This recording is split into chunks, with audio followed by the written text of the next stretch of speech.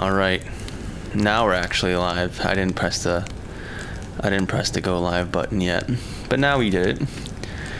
And yeah, wasn't expecting to do some streaming today, but I mean I wanted to, but I wasn't feeling great.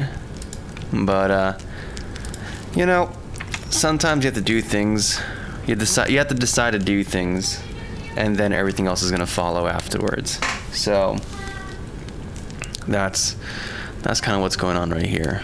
So today we're going back to work on Fight and Flight. I don't even know what we're gonna do on that project specifically. We also have the new phone. 1 second. Let me grab it.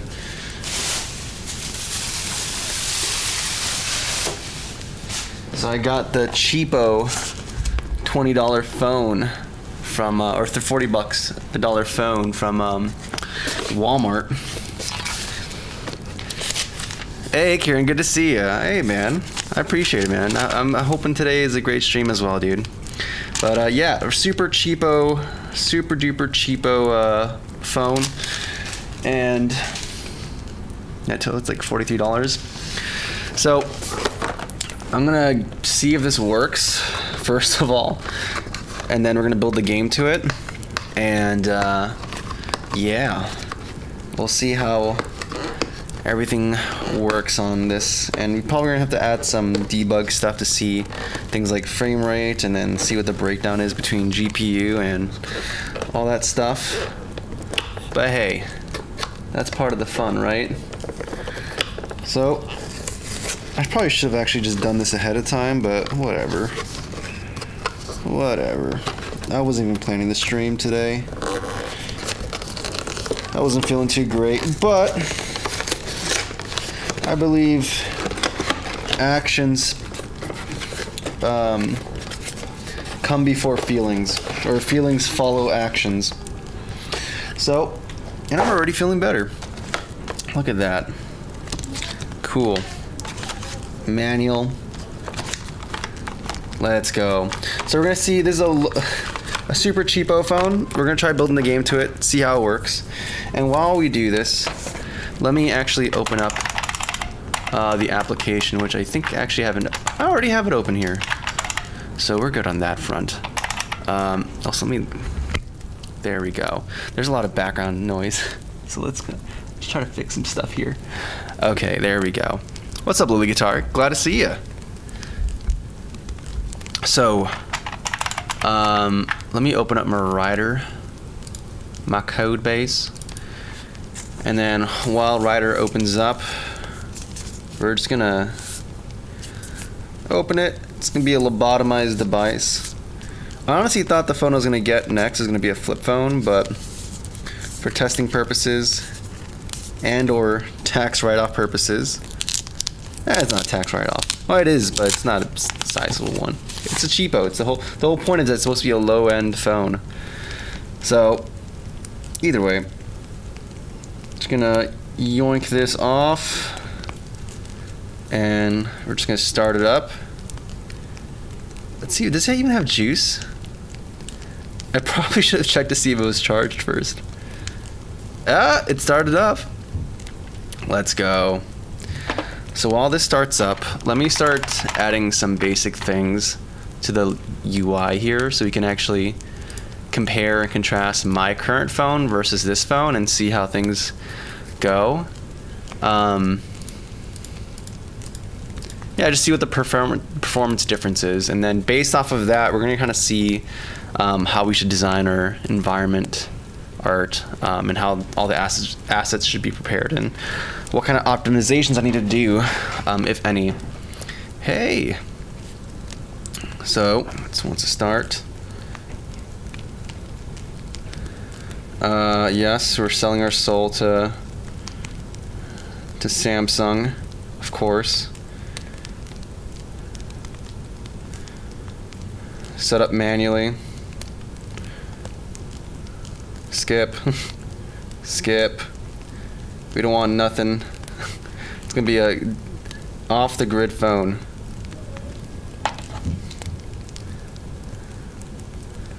I have no SIM card for this whatsoever. Cool. And then on the UI front, we're gonna add some text here. I think we have text here just for basic stuff. But now we're gonna be actually co-opting this to push some actual helpful information. Let's see where this is being used. And then for the cozy, we wrote, last stream we were writing on our engine project, we were writing the texture atlas for having text be displayed from a bitmap image. If this starts, I was running it last night. This should be just fine. Oh, this is Rider. Where's my C-Line project? Where is my C-Line project? Are you in 5? Yeah, here you are. So we have this. So we already have like a basic implementation of like this text-based thing. So I might try to yoink this and make it work. What model I got? I got the Galaxy A15 5G with 6.5-inch HD plus LCD displays with a 2 stars there. So that means it's not exactly. Battery talk time is 43 hours. 50 megapixels plus 5 megapixel plus 2 megapixels divided by 13 megapixels front facing camera, and then 64 gig storage. Honestly, not a bad deal for 40 bucks. Not a bad deal for 40 bucks. Honestly, like, depending on how this phone goes, I might never. Okay, what's going on here? I already agreed to this. Yeah, I already agree.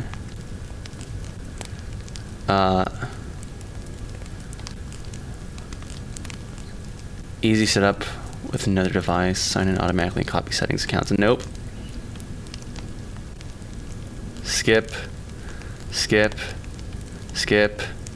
Don't copy. Next. Skip everything. Skip anyways. I don't care about protecting this phone. Nope. Honestly, once I might try using a different.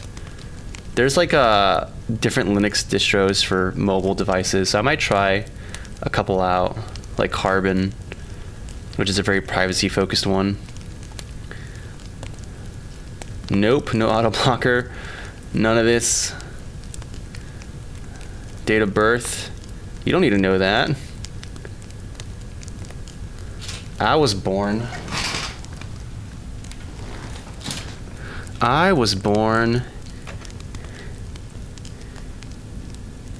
during the Great War of 1812. Oh, it doesn't go to 1812. All right, 1940s. 1943. Let's do that.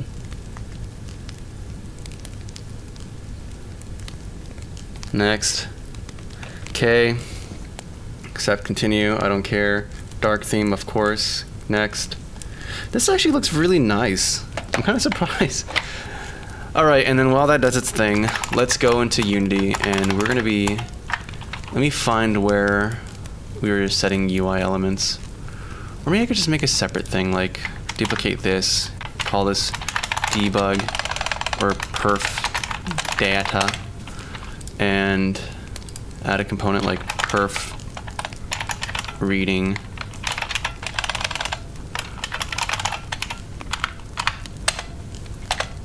And then we can just set this stuff. Skip, iShowSpeed. I don't know anything about iShowSpeed, to be honest. Sadly, college is starting up again, so I won't be able to stay for the whole stream. It's all right. I appreciate you popping in here, Draco. It's always good to see you. Have like TikTok and stuff on them. That's terrible. I'm glad I haven't had a phone that comes with TikTok and stuff like that. No, accept, continue. Yes, dark theme. Yes, go to home. Okay, cool. Perfect. And then we need to put this bad boy in developer mode, so if we want to do builds to it. So all you have to do is go to the setting icon. You go all the way down to about the phone. And I think it's the serial number where you tap it like 7 times or something. Either that or this. I forgot. It's one of these things. You have to like tap. It feels like an old video game. It feels like an old video game Easter egg, where it's like you have to do this weird sequence of events a certain number of times, and then something crazy happens. Is it status information, maybe? Oh no, software information. Software information, there we go. And then, is it Android version? Nope, not Android version. Ooh, I like the haptics on this. Dude, this cheap phone is actually really... What? Kernel version maybe? Build number. There we go. Now we have developer settings. Perfect. And then I think there's one more thing I have to do for like USB to make sure that I can deploy a build onto this. Not tethering. Block USB connections while locked. USB debugging. Yes, we're allowing it. Perfect. I think we should be good to go. We can build on here. So before I do that though, let me actually add the relevant performance data I want to have be outputted. So we're going to add our text. And then we also have to add our libraries we're using. And then we're going to go to here. And on start, what are we going to do? We're going to get our output component equals get component. And it's tmp underscore text. And then how are we going to structure this output here? We're going to do output dot text is going to be equal to, you can start simple like FPS, and then I forgot, is there like an application?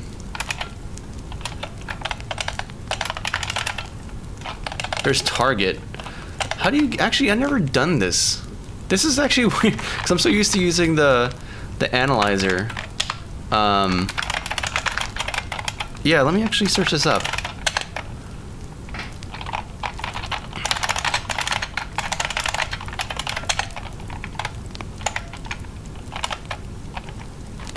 Let's see here. Okay. Oh, there's just a 1 divided by delta time. Approximation of your, okay. Okay. I thought they had like a property or something, but I guess not. I mean, the math makes sense. Nope. Okay. So let's position this perf data thing to be like down here or something, and then if we run the game, let's see if this actually does what we want it to do. Build number cozy, have open, yep, we got it. Oh, that'd be fun. Yeah, there's Ubuntu for mobile, and there's a few different things. Oh, we have to do the thing, I forgot we're on Linux or Unity on Linux, so you have to actually force a recompilation for some reason. Cool. And then we run this, and let's see if we get some FPS information here. Nice. We should probably like calculate some heuristics as well, like average or average for the past X number of frames. Either way, that's enough to get started with for right now. Actually, am I gonna settle for that? No, because that's kind of hard to just read it directly.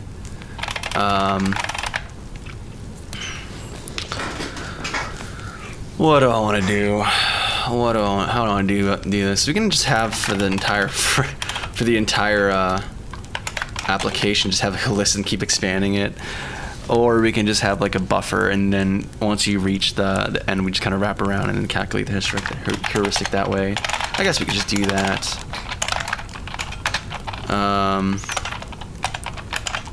Sample FPS, and what are we gonna do? New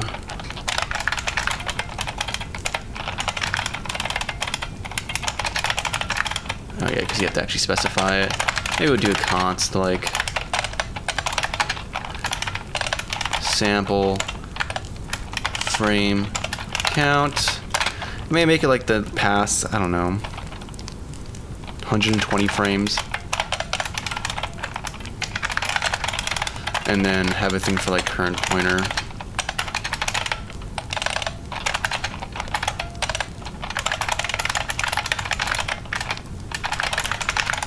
Okay, that seems acceptable to me. And then we also have to kind of account for if, I mean, this is gonna, whatever, we'll deal with this later. Your specifications for what? Go back farther to make sure for complete privacy, get a record player. Wait, what? Go back further to make sure for complete privacy, get a record player? They have ones that are in a briefcase? Wait. I'm trying to understand, like, are you talking vinyl or something? Anyways. So, yeah, current index, actually we're going to do the just assignment, so we're going to calculate FPS is going to be equal to 1.0 divided by time.delta time, and then ID of vim I don't need, updates, we're going to index directly into our sample,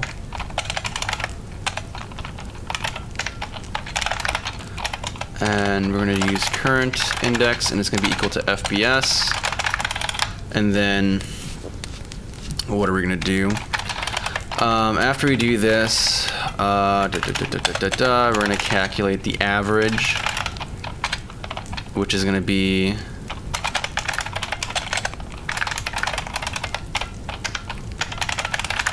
we're going to iterate through I equals 0, I less than sample frame count, I plus plus, average plus equals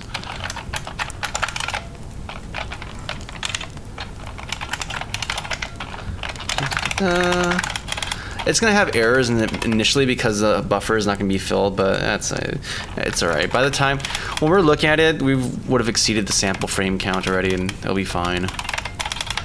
So you add that, and then we do average divide equals sample frame count. Cool, and then we're gonna do this. We're gonna do new line. We're gonna do average FPS, and we're gonna add our average there, and then we're gonna do, I don't know, what do we do here? We're gonna do current index plus or equals, do I have a math utility for wrap? Wherever it goes over, it's gonna under overflow, so we're gonna do current index plus 1, 0, and then sample frame count. I'm pretty sure there's an easier way of doing this, but conceptually this is what makes sense in my brain. But honestly, it's just mod, right? Like, we don't have to worry about underflow, we're just worrying about overflow. So we could just do current index plus 1 mod sample count, and that should be fine for all intents and purposes. Okay, I think we're good there. Let's try this out, and then we're gonna do building.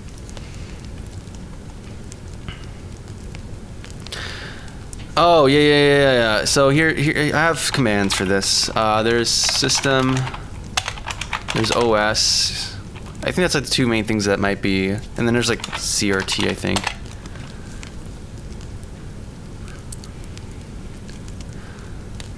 Yes, Vinyl is making a joke about tech privacy. Hey, just because you have vinyl doesn't mean that you can't stop the CIA from... Okay. You can't stop the CIA from using magnets to feel the grooves of your vinyl inside your suitcase. Okay, but our average is way more readable. Okay, perfect. So, now's gonna be the fun part. I'm gonna make a build to my personal phone, and we're gonna build to the old one, and we're gonna just see what the perf difference is between like a $1,000 something phone versus like a $40 phone. And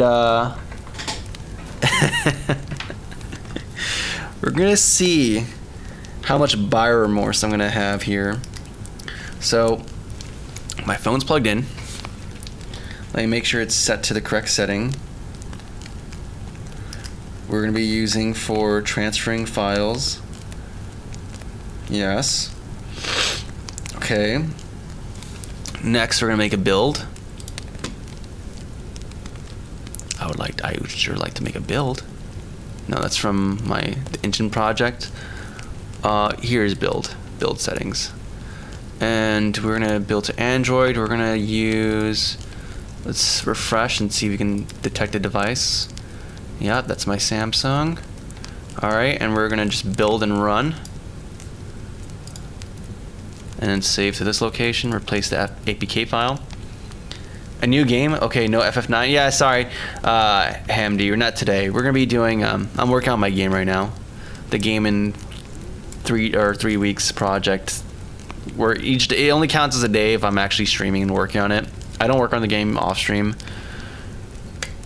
Yeah, save changes. Save changes. This dialog won't appear again in this editor session if you choose yes.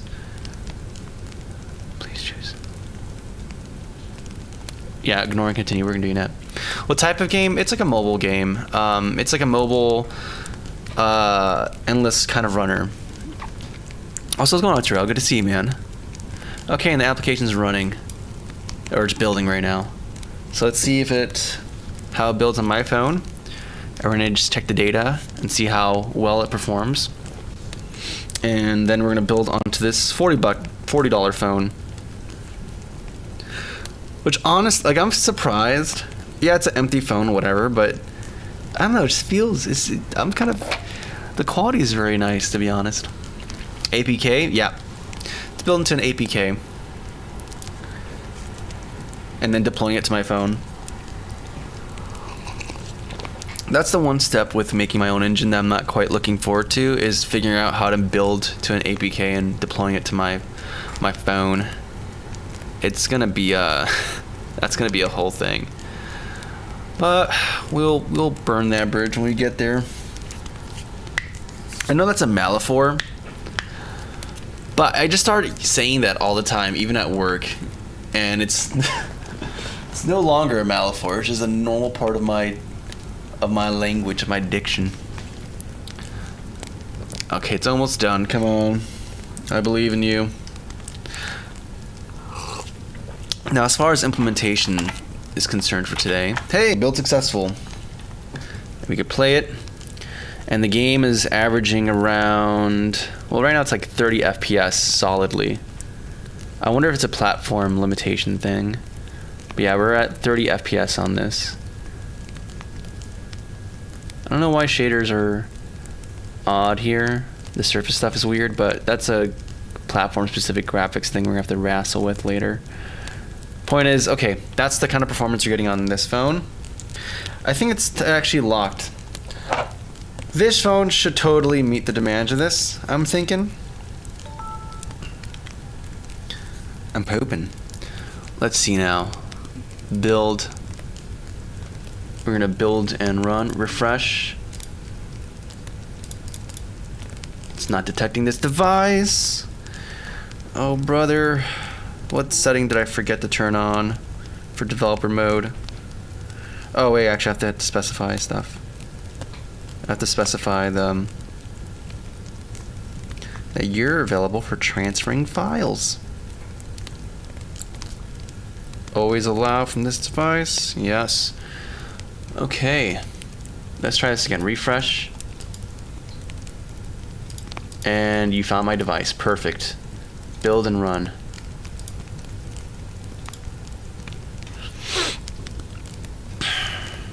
Good morning. What's going on, Somen?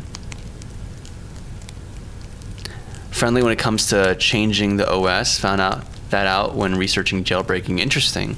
I mean, they're all Linux based as well. Like even Terminal U. That was fast. Okay.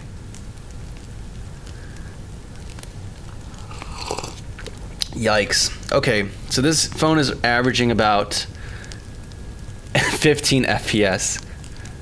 15 FPS. Okay, so there is a difference. There is a difference.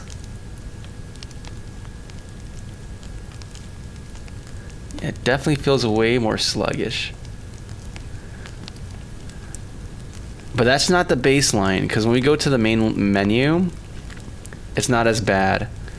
So it's definitely due to it seems like it's very much due to rendering, because the actual logic that's driving the application is not that complex. In this, like, there's something that's super performant that's happening. I mean, let's try sampling it. We have samplers, so we can actually output profile data there to kind of measure this. But yeah, like I think at the very end too, it's like 18 FPS here where there's a lot of objects that are being drawn. But I think when we go off screen, let's go off screen. Oh, come on. Or maybe just go in the opposite direction when there is no geometry.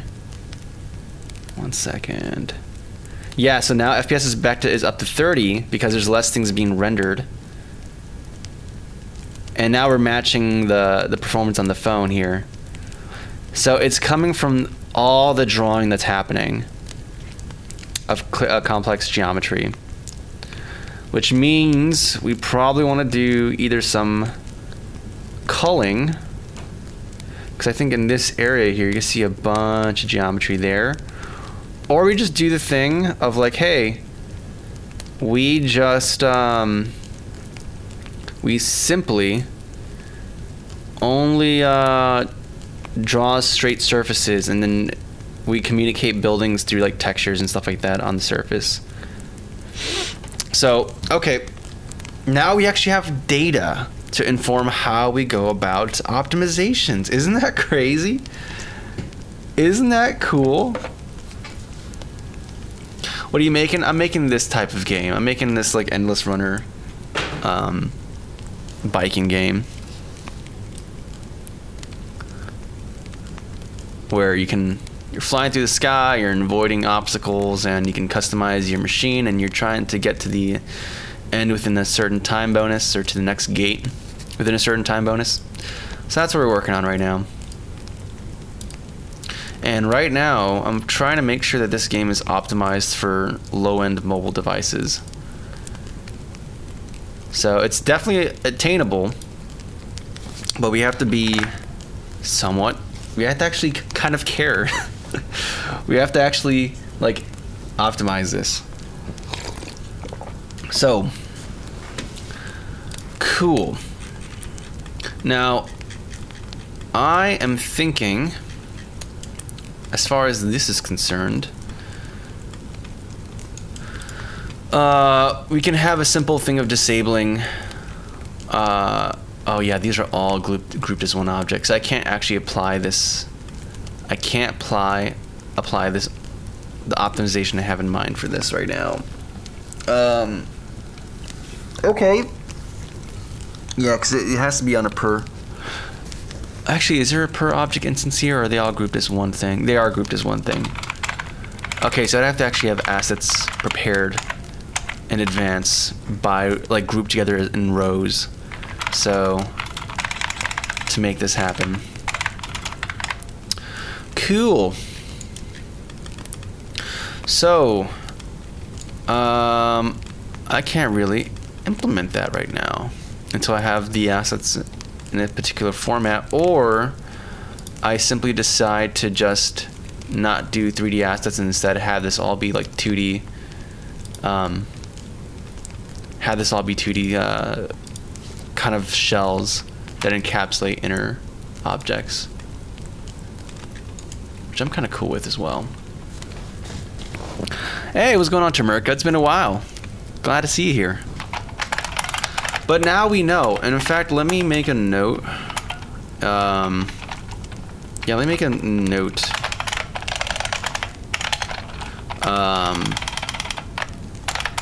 Here, so we actually have the data for future reference. Fight and Flight Deluxe. I guess I'll just make my notes here in assets.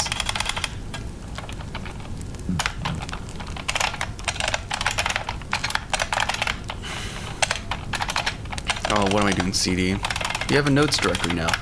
And then I can just do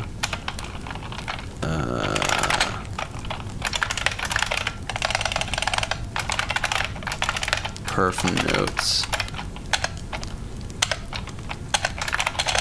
So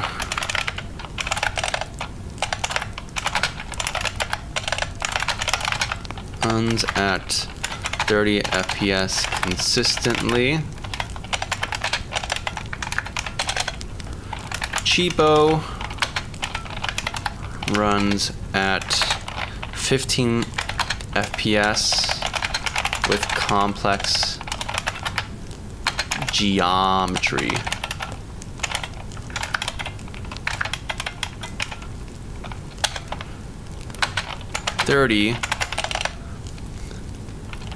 FPS in ideal situations.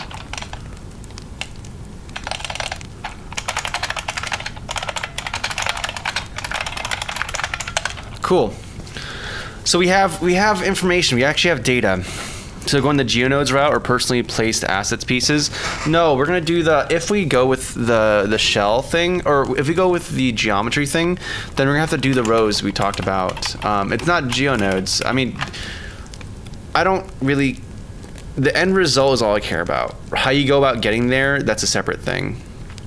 All I need to have is gonna be. Let's go here. I just need to have assets be grouped together based off of rows. So if you have like, this is the cylinder that the game is being played on. We need to have all the different objects that are gonna exist here, exist as one object. Or even multiple objects. It really doesn't, I don't think it's gonna matter that much if it's multiple or it's grouped to one. It'll be better if they're grouped as one, because then we can just turn off one mesh render and that's a simple calculation. Whereas if there's a bunch of them, we're gonna have to do a calculation to see if like, hey, is this object facing towards the player who's up here? Let's say the player's right here.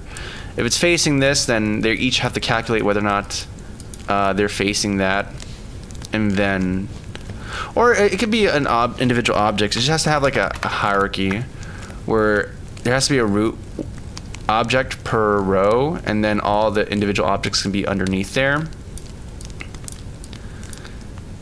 Because then like we can have one component like get all the children on start, and then it will do the calculation to see if this row is facing the player, and then whether or not we want to render this stuff, or if it's facing away from it. So it's like the row's back here. Then it goes, hey, this row is actually facing away from the player. We don't have to render any of this stuff, and just turn off the mesh renderer. That'd be how the assets would need to be organized for me to be able to call it in a very simple, straightforward way.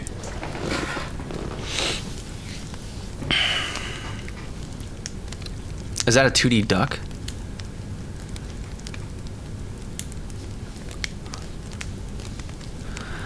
The rows honestly don't really matter anymore, because these are just environmental stuff. They have to align with the play space, so it's kind of arbitrary.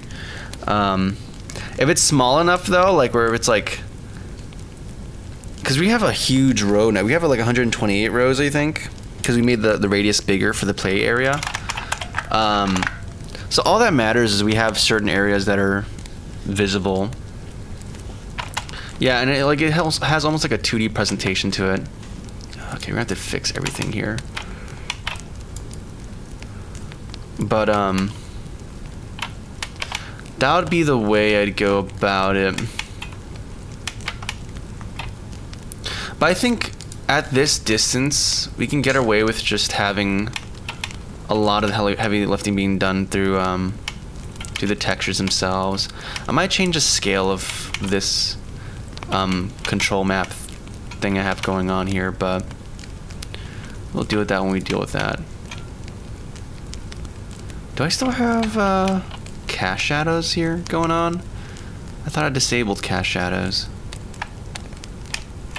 And we're just gonna go for just straight on. No cast shadows, just... Yeah, like there's like a little shadow being casted there. Let me check that real quick. Where are you? Lighting system. Sun. The camera's still doing its thing. But mouse is probably impacting. And then... Yeah, I don't want to have that at all. I want to have cast shadow turned off for everything.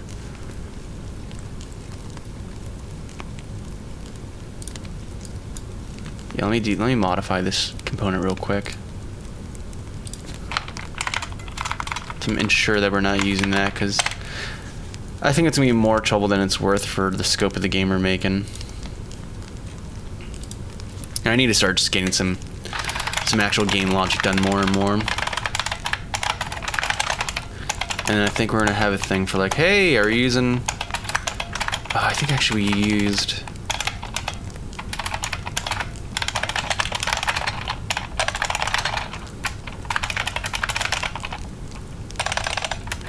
Yeah, casts shadows. And then, yeah, we're doing this lazy thing, set shader properties.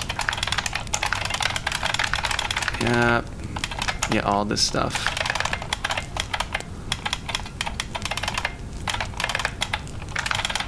And this, what is this enable doing? Is it just...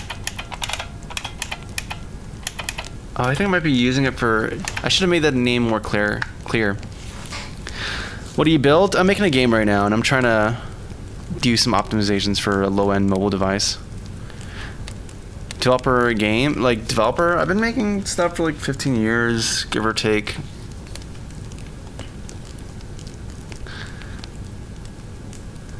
There he is, the FF9 expert. Far from it. Though on the topic of Final Fantasy IX, I kind of want to take this week. So okay, there's like two things.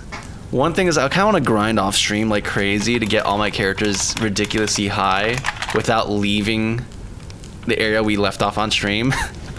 So I'm just gonna be grinding in like the starter area, just so like last stream everyone was like the highest leveled person was like level 4, and then next stream we show up and everyone's level 50. I think that'd be pretty hilarious. But the second thing is, it turns out my PS2 is kind of dying, it seems like, which is why the discs aren't working. So I'm going to be taking it to the shop and hopefully either get it fixed, or there is a vintage festival this weekend, and I may just go there and try to get another PS2. I have one dead one that's on life support, it seems like, and then we might have to get another one. Who knows? Or maybe I just fix my PS1 and we just play Final Fantasy 1 on that, like it's meant to be played. Yeah, I should have documented this, because this is like a weird misnomer. This enabled field. Like, enabled what? What is this enabled? Set global texture. Oh, if it's not. So, okay. Yeah, okay, never mind. This is actually, okay, no, it's actually doing what you expected. It's disabling or enabling the actual light. But this is where we do the cast shadow things. And that's what we don't need to do. So I think we're gonna just go to here and be like, hey, if we're doing some depth map, depth world dimension, all this is not even just general shader properties. This is specific to the depth map itself. So I think what we're gonna do is go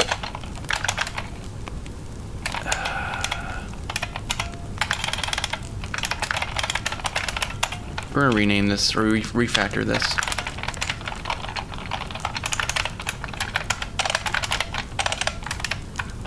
Shadow properties. And then in here,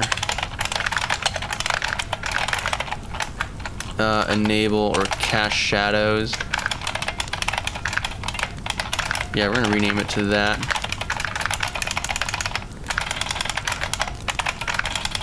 Then we'll do this set shader property business. And likewise, if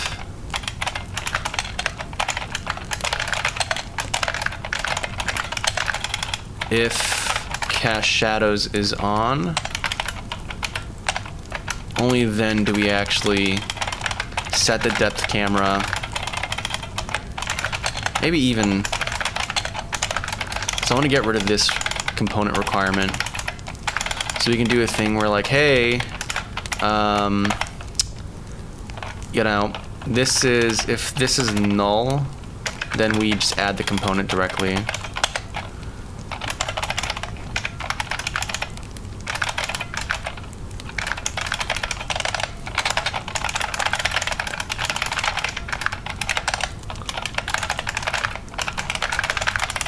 Software engineering. And then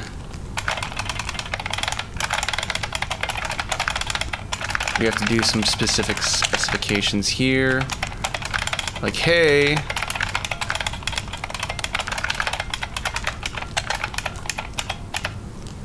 you wanted to do some depth texture rendering, but turns out I should really invert this. This is like an ugly way of structuring this code. This nested if of just gross disgustingness. I don't like that. What we're gonna do is invert everything. So if it's off, we just continue on our day, on our way. And then if depth camera is null or not null, we actually no, this is perfectly fine scenario. We just set it to the component we add, and then we do this stuff here. So it's relatively flat. Okay, cool. So if we don't want to cast shadows, we don't even bother with any of this initialization that we do here. If we get the component but it's null, we're gonna add the camera component there, and then if it's not orthographic, we're gonna say, hey, you did something dumb, you didn't initialize it correctly, or maybe we just correct it for you, who knows. And then we set the depth, we do the texture business here, yada yada yada. We initialize some values, and then we set the shadow properties, and life is good. And then on awake we do a init, and that's perfectly fine. Great. Cool. And then we can do this indicates that we want to render cast shadows. What's going on? Athianary. How you doing? While you add what the parentheses, that just kind of indicates it's a function.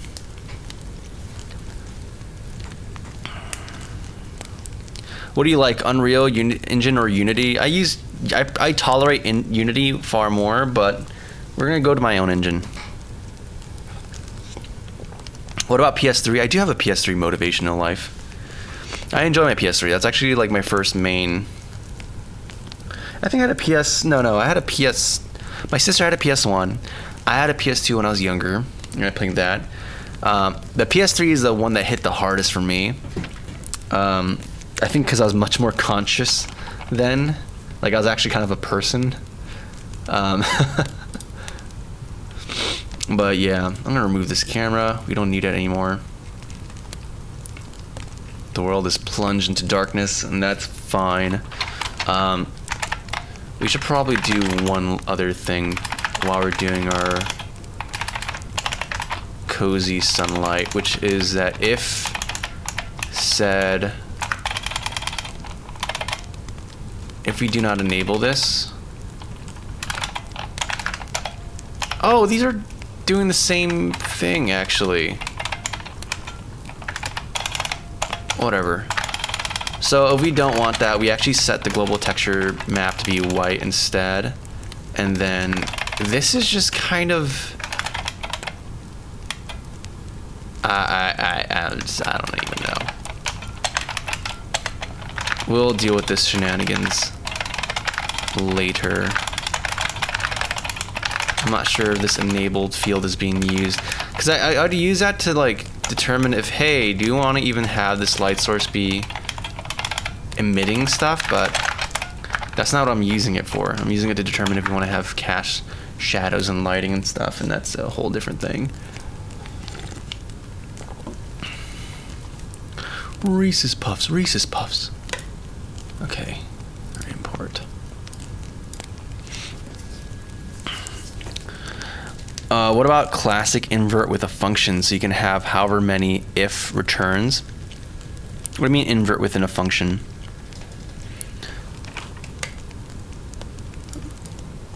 Like the thing I think about is like inverting ifs to like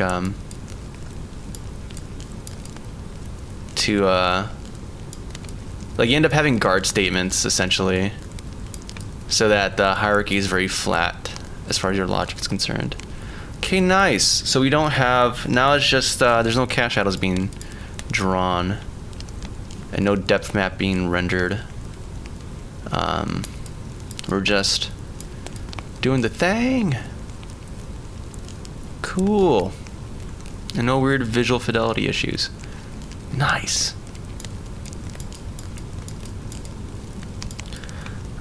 It's not fun how like the shells from the control map thing are gonna be very jagged, but that's fine. I need to clean up some of this radial shader stuff though, because there's some weird pulling happening towards corners, but we'll deal with that. We'll deal with that when the time comes. Okay, cool. What to do? How do you do back-end dev work for a living? I don't do back-end dev work for a living, so I can't really tell you beyond just get a job doing that. I mean, there's a basic stuff of just, hey, work on projects, learn the stacks, learn a couple different stacks. You know, whether it be like, I don't know, lamp stack, MERN, mean stack, whatever. But just implement it at some point. I think that's going to give you a lot of information. I don't know, the first software job I had was doing back-end engineering, but I had zero experience within it, so I just had to Google like crazy, read up on as much as I can, and then try to do a bunch of pro cons in terms of decisions behind the back-end stack. But I don't know, there's so many different technologies out there, or tools or frameworks or whatnot.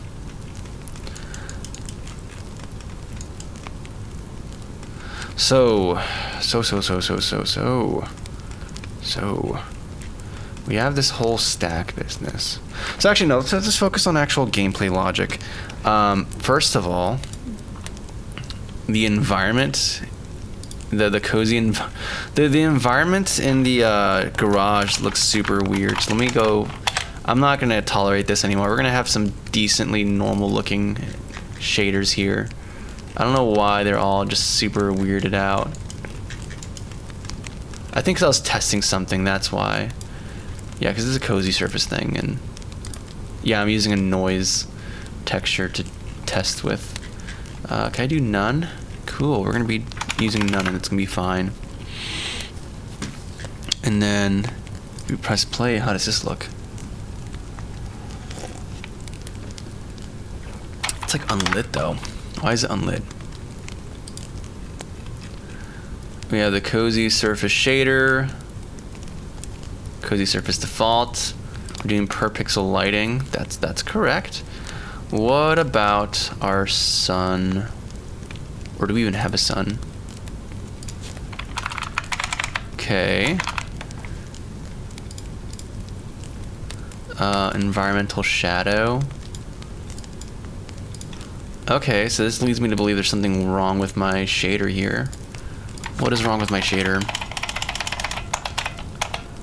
Let's see here. We do the... We're not going to do the PS1 vertex snapping. I should make that like a feature or a multi-compile thing.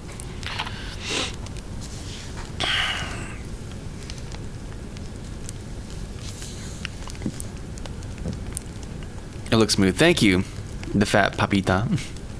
Have a question. Maybe it's stupid, but how that image working background image, or how that image working background? Because one day I was want to edit image GTA body, but I see something I can't understand because you're gonna have to help me out here. I want to answer your question. I'm not sure what exactly you're asking though. Working background, like, are you asking about like how the background stuff looks like, how it's working the way it is? As a software dev in my current and I usually work on Godot and Flutter, and I think beyond this job max for a whole 1-2 years. Okay. I mean, it's kind of interesting you're using Godot and Flutter. I've never really seen a game engine in tandem with that. But I really don't know that much about Flutter. Yeah, sorry, my English is not perfect. Okay, no, it's all good, man. I want to better understand the question. So what specifically about the background do you want to know about? DR cozy alert, light vertex. Is there anything we need to set off here? Are we missing any directives? I think we are, actually. I think we may actually be... Yeah, because if I go to like or FNF standard, I believe, yeah, there's this multi-compile directives that we need to have.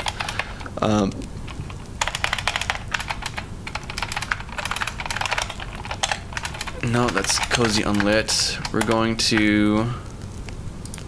Oh, this is cozy unlit. Of course it's not going to work. It's an unlit shader. Duh. Cozy light, cozy surface. There we go, and now it's going to be lit with our lighting model. I'm looking at implementing some other lighting models. This is a super simple one, but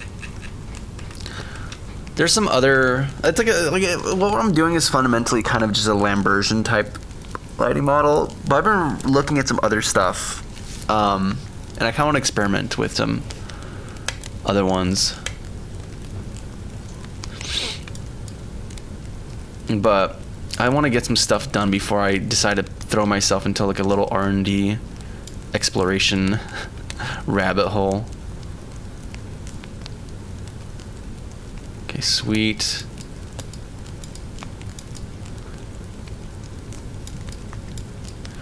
Okay, cool. That's working. Yeah, we're doing game development, Ash.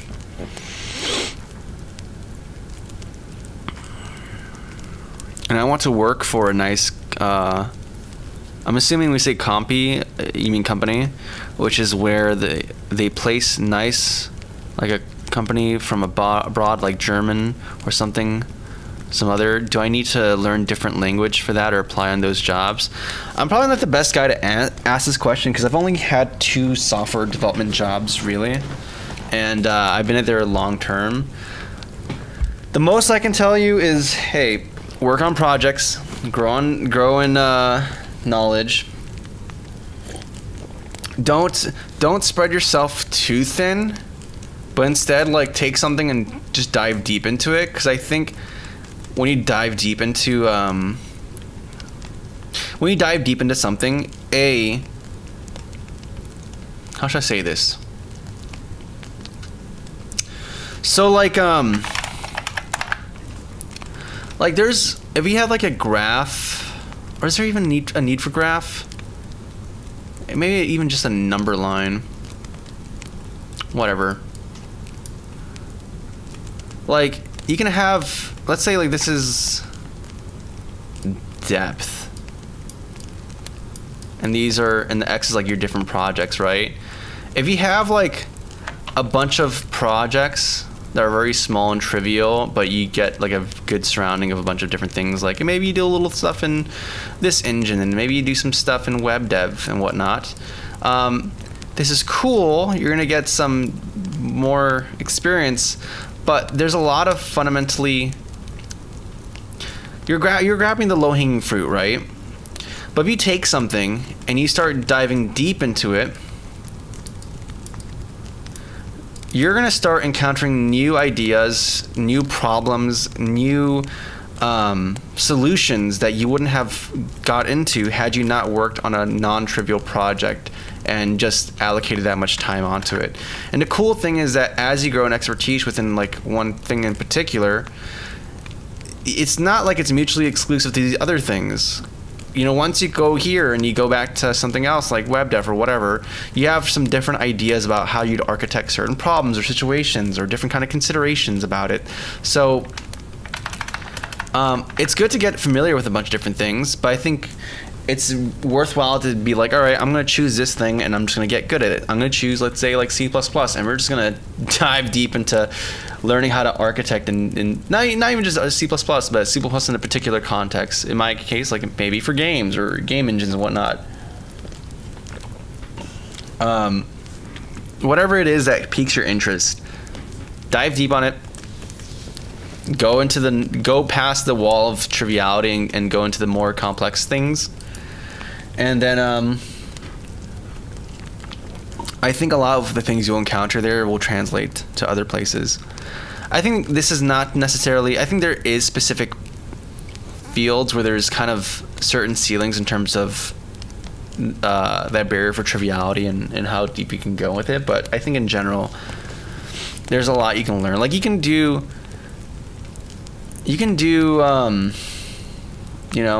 architecture and complex structures in JavaScript. I wouldn't recommend it, but you can't avoid it. But like, yeah, just get out of the tier of like triviality and get into the deeper, more interesting problem domains.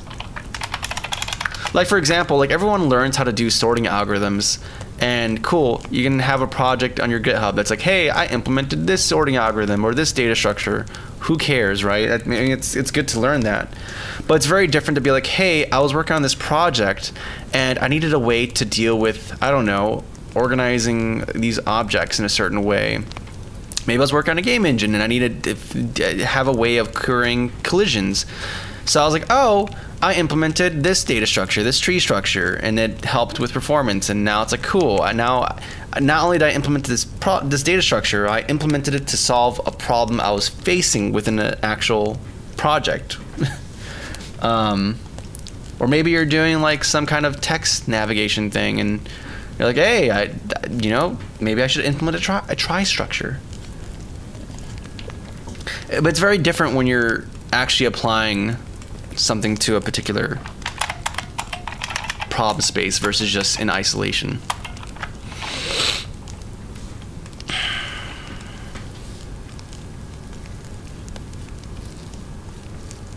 Do you find assert or similar keywords useful? It's both declarative, like self-documenting code, and practical. I like using assert for a number of different places. Yeah, I don't know. It really depends on where I am in the code base. I use it a lot for unit testing, but even beyond that, it's nice to be like, hey, this function has these set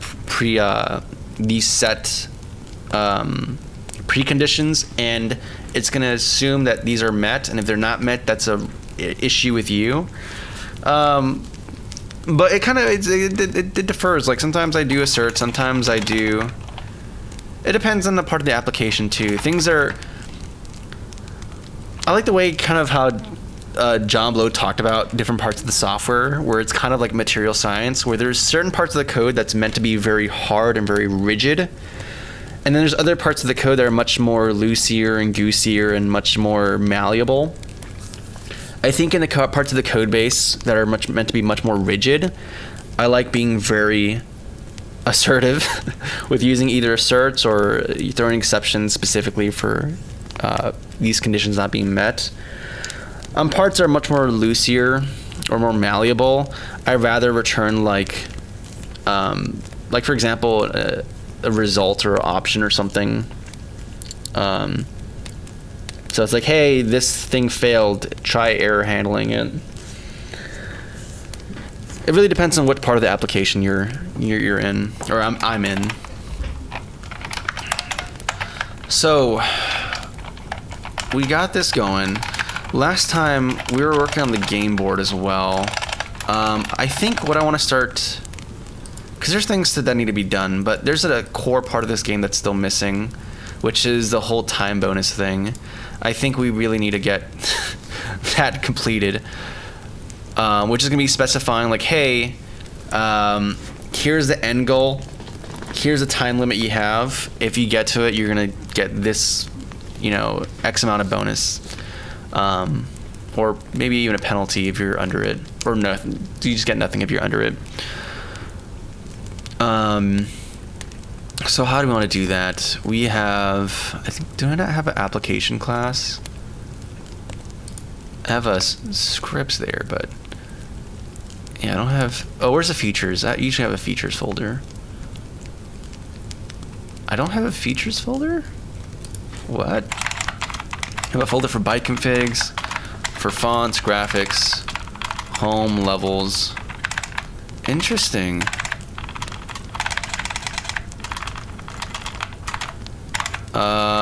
There's shop, and then there's levels. Okay, let's add the thing then. We're gonna make a new folder and title this, I don't know, game, level. We already have a level thing. That's more like asset oriented. I'm gonna have to clean this up. Gameplay. Everything is kind of gameplay. Oh yeah, I need to think this through. Whatever, we'll make it good later. Let's just go in here. And then this time-based thing is gonna be like just game timer. Let's think about its responsibilities. So we can probably have the timestamp.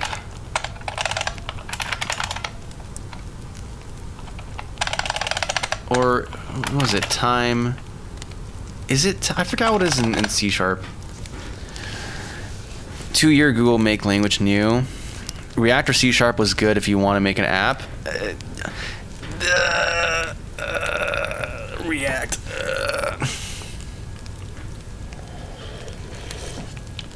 Okay, I'm gonna hold myself back, guys, because I have very strong opinions about things, but I'm aware I'm very much in the minority when it comes to it. So we're just gonna, and you know what, maybe I'm not even the most informed. So we're just gonna hold my opinions back. So what is this gonna need? We don't need a time span. I'm pretty sure it's like a timestamp.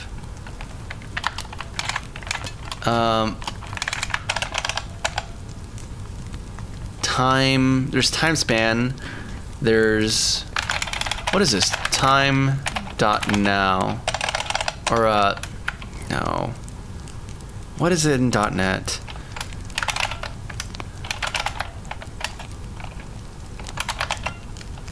There's something like time and then .now.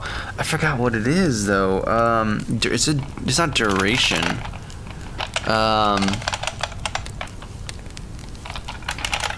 Time clock.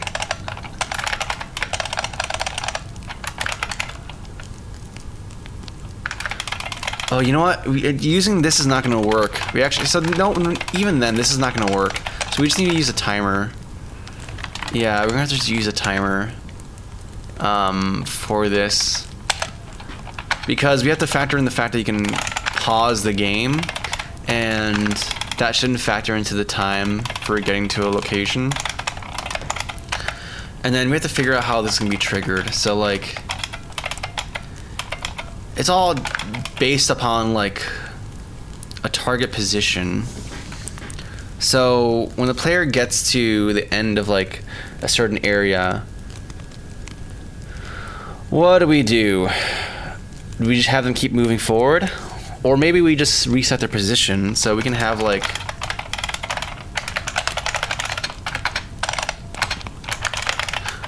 target X. Because the nice thing is that everything's aligned to the X-axis. So we can just have like a target X position for whatever world the player's gonna be playing through.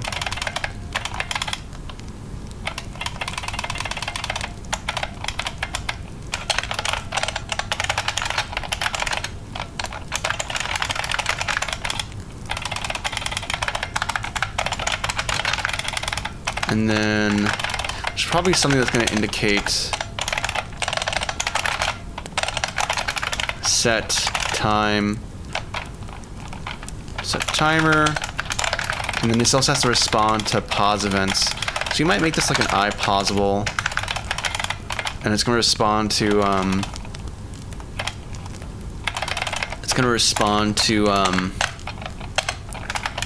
updates from the game being paused and resume. And let me make sure this is going to be, yeah, we have to register this. So on start,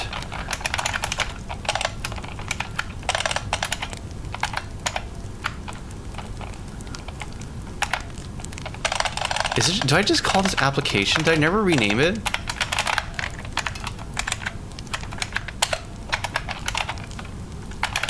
I did. Oh my goodness. Okay. Get.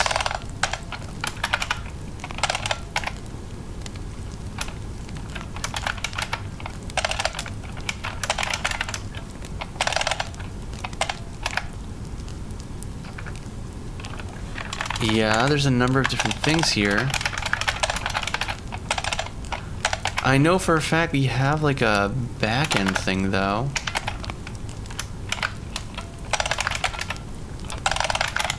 Okay, 1 second. Let's go directly here. Instance, we have a message broker, we have all this kind of stuff.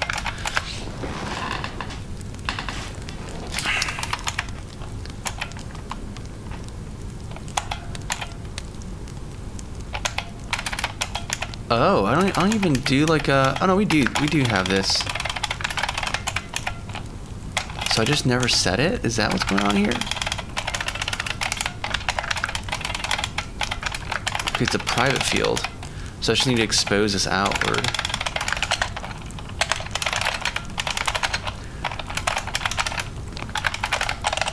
So expose this game backend and have a thing called backend.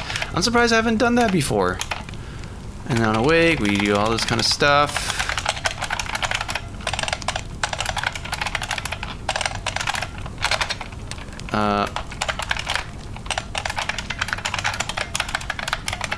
And this is a static thing. Yes, we did make it a static. Perfect. So we can do backend. No. Oh, because. And then get module iPausable.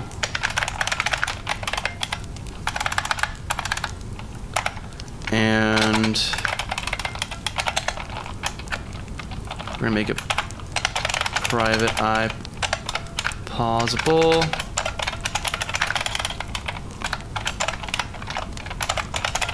Let me catch up in chat real quick, guys. 1 second.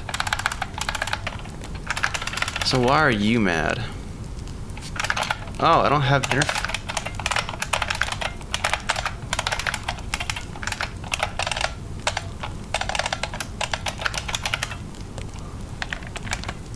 pause module. That's what it is. That's the individual thing. Alright, what's going on here? Yeah, the rigid flexible analogy. Yeah, when I heard that, it made perfect sense. It makes a lot of sense for me. Your first language programming was C. Well, no, I did C++, but then I switched to GameMaker language for a bunch of years, and then I did C for schooling, and then Java and some other stuff. But I'm doing nowadays I work in C# mostly. But even then, like even in a lot of languages, you can still make things very fast and lean. But does the company you work also use IDE AI, or is it okay because now developer time for everything has been reduced? I don't personally use AI in general, but I know like for my work they do it sometimes here and there, but it's not very widely used, nor is it really the most useful thing right now.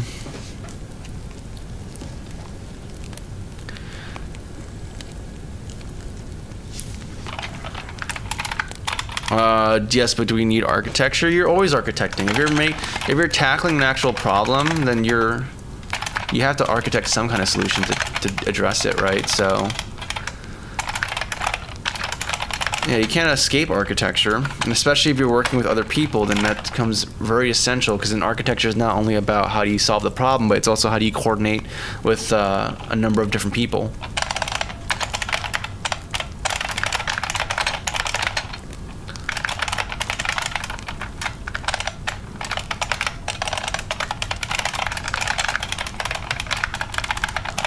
Also, thanks, Terrell, for getting on that, too.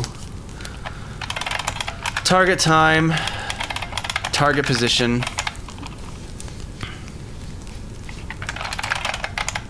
Target time, target position, and then we have to start the timer, which, by the way, this needs to be a new instance for all this stuff. Target time. We should also specify this is going to be seconds as well.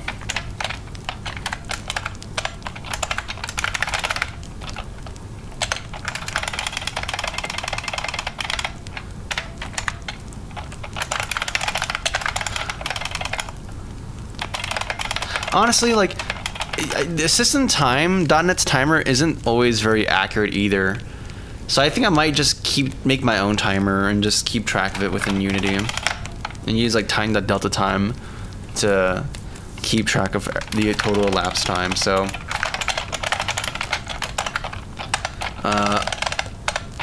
yeah, we'll do like float. So this might need to be accessed. I don't know. I think this would be a driver. Current elapsed time seconds.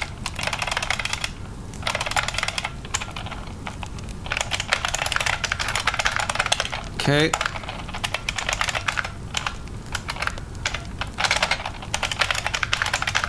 No, that's not the one. And then current elapsed time in seconds can be 0. And then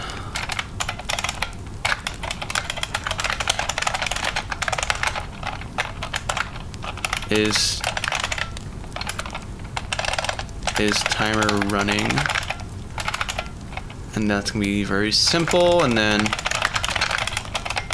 all we're going to be doing is if timer is running. Or we can do the guard statement and be like, if it's not running, we return early. Otherwise, we do current elapsed time plus equals timer.delta time.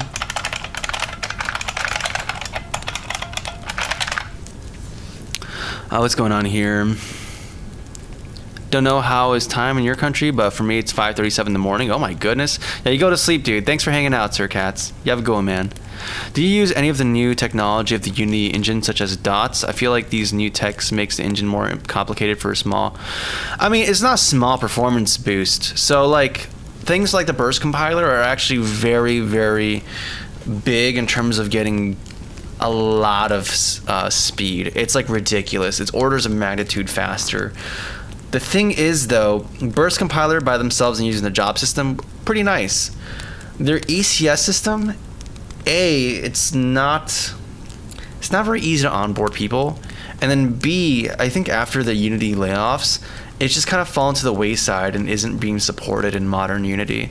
So it doesn't seem like that's something they're really pushing much on anymore, which, you know, kind of sucks, because I could see what the Horizon might have looked like. But, you know, at the very least, you still have things like the Burst compiler and the job system to make some fast CPU code execution happen. But as far as how it integrates with the actual Unity level components and everything, that's still a separate thing, which is unfortunate, but it is what it is. But yeah, I don't get to use it very much because a lot of the different platforms I target don't really support it. So like web, they don't do burst compilation. Mobile, I forgot what it was in mobile that's the issue. I forgot what it was with mobile that doesn't work. Was it compute shaders that don't work? I don't know. That's something else. Either way, there's like different considerations.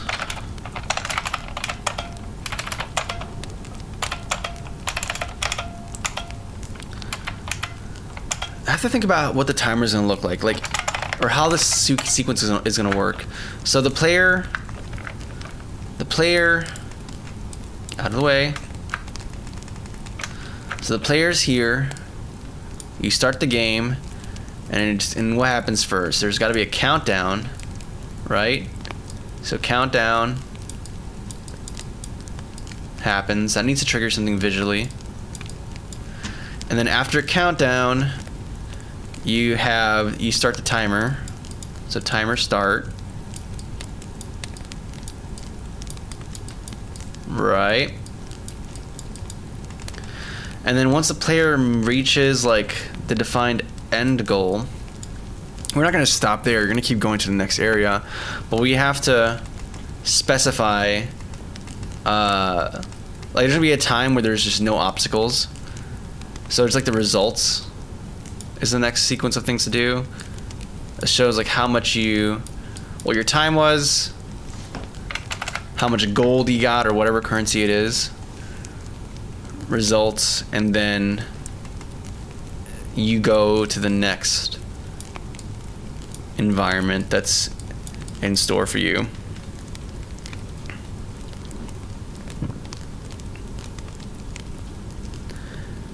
Going for the job. Hey man, I'm having fun time here. I'm glad, man. Yeah, do your work and stuff, man. Unity and Microsoft, I feel like, are both going towards the same end. Yeah, they're just kind of destroying. I mean, like, there's the whole issue with Microsoft where they're losing like 18% of their revenue, I think, year by year because of Windows 11. You have entire countries like South Korea's government saying, "Hey, we're not going to use Windows 11 at all. It's just banned from our country." Then they're developing their own version of Linux based off of Ubuntu. Which is pretty insane. You lost the usership of an entire country's government, and not only the government, but then also like a bunch of other like major companies like Samsung are starting to play around with transitioning to Linux as well. And then there's things like I couldn't find this. I was looking into it because I heard about it, but I couldn't quite find it. But I remember hearing about how Australia's Windows 11 violates some patient privacy laws in Australia, which is why they're transitioning away from it too. It's a whole thing, man. Just terrible software, terrible business decisions, really, specifically. Terrible business decisions. You hate to see it. So with this, when we pause, we need to set the is timer running to false when you pause, and then when you resume, we set it to true. And then let me make sure that these functions are doing what I imagine them to do. Oh great, I never documented it. Fantastic. Represents a game object that can be paused and resumed through the global pause not system. Pause.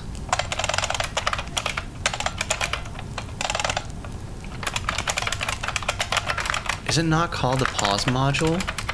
I'm pretty sure I call it, yeah, it's just a pause module.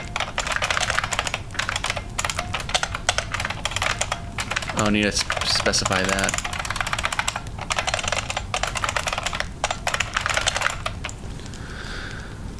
But yeah, it's like it's a whole thing, man. You get to see more and more like bad software. How long the company's been around? Yeah, no, honestly. But hey, that's just what happens when an entity changes hands enough times, you eventually get its downfall.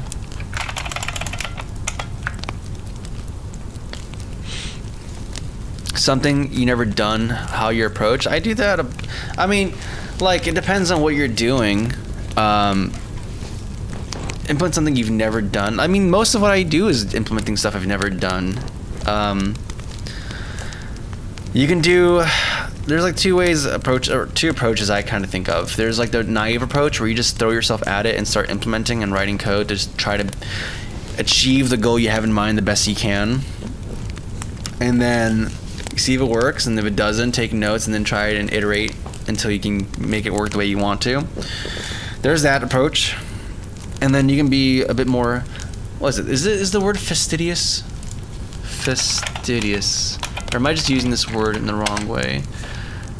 Oh yeah, okay, fastidious. Maybe not quite what I have in mind, but you can go the approach of actually reading papers about what you're doing, especially if what you're doing is much more in the realm of like, I'm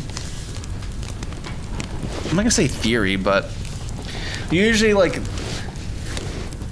depending on what you're doing, how should I say this?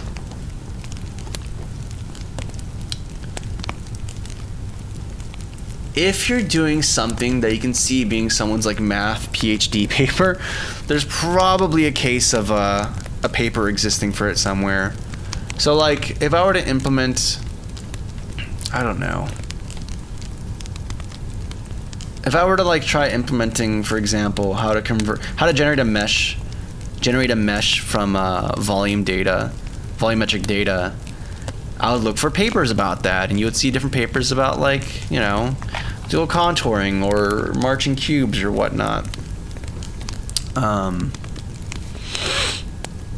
And yeah, and like for a bunch of different spaces in like computation, you'd be surprised about how much video games are built upon a lot of complex math that the person who made it didn't invent necessarily, but just found papers for or saw other people's implementations of and kind of took inspiration. So yeah, looking for papers, looking for documentation, discourse, references, that sort of thing. That's a less fun thing for some people might find, but you'll be surprised about what you can find from there. I think a good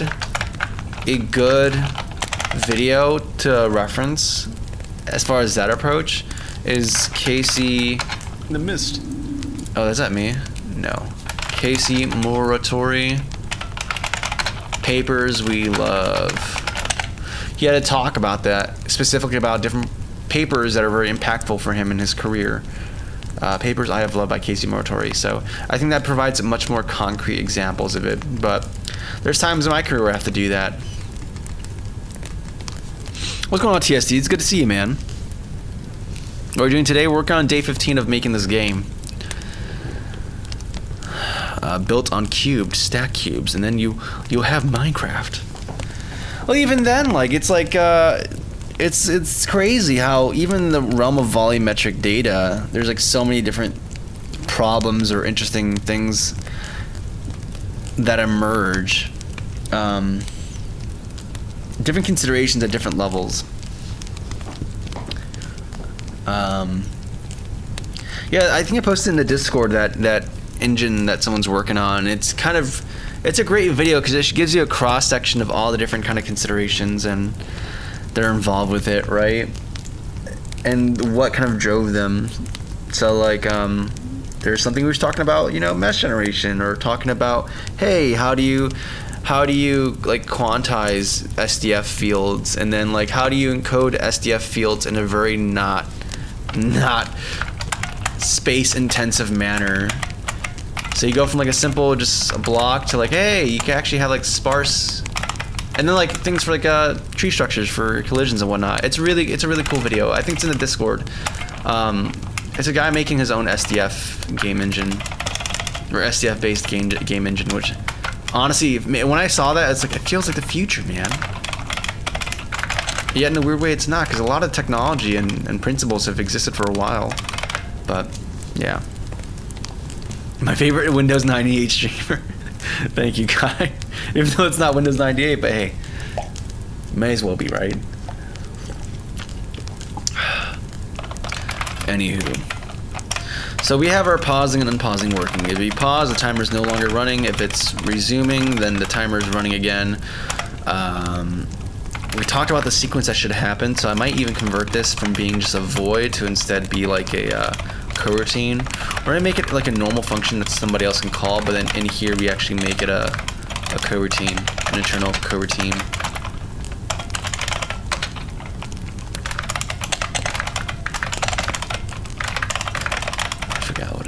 Oh, is it just system collections? Okay. Start timer. Yield. Turn null. Why are you mad at me? Enumerator.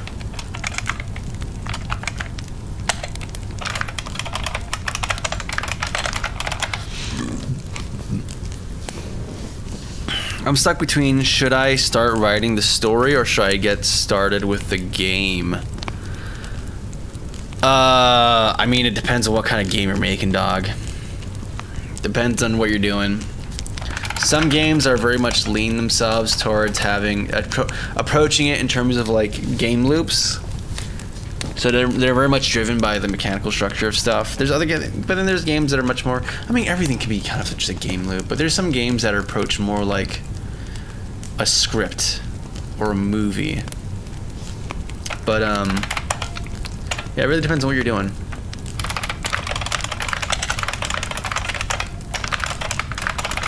Actually, let's try using UniRX. Observable. From. Actually, we should probably do.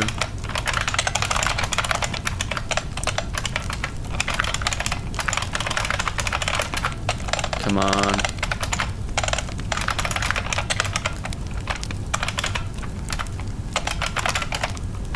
From. I'm using the UniRX one, not the Unity input system one. Why are you saying that? There we go.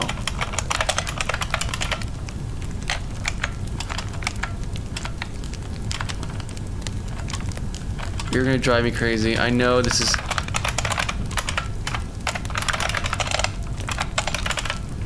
There we go. From coroutine, subscribe, and then add to this. Perfect. Cool.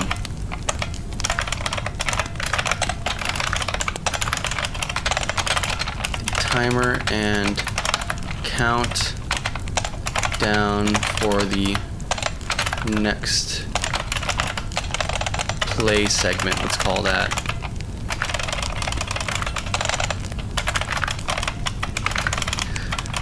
And then there's some other things to consider, like, hey, is this the first time? Because then we'll do the countdown.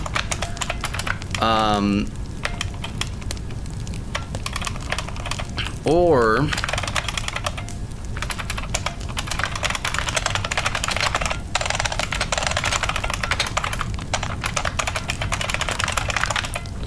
so it's first time we'll do the countdown. Otherwise,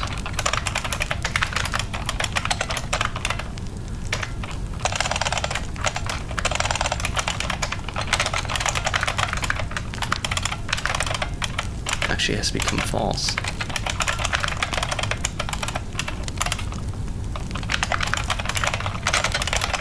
So it's initialized to that value. Okay, what's going on? Hey, it's Morgan. What's going on, Morgan? It's good to see you. And what's going on, everyone? What are you doing? I'm working on a game within like 3 weeks. 3 weeks, technically. I mean, kind of, but not really. It's taken. I only count the days that I stream because I don't work on the game off stream usually, or honestly, just generally not. So, yeah, we're marching towards day 21.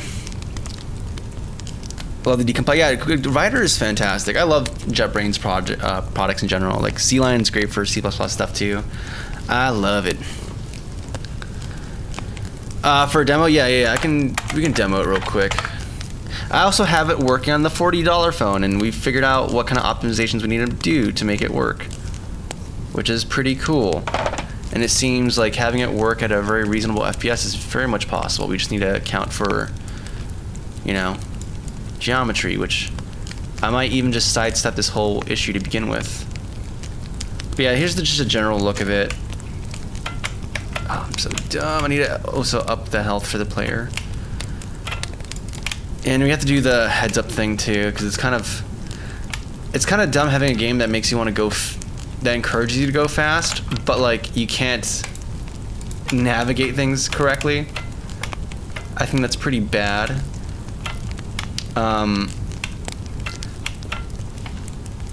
So we're gonna,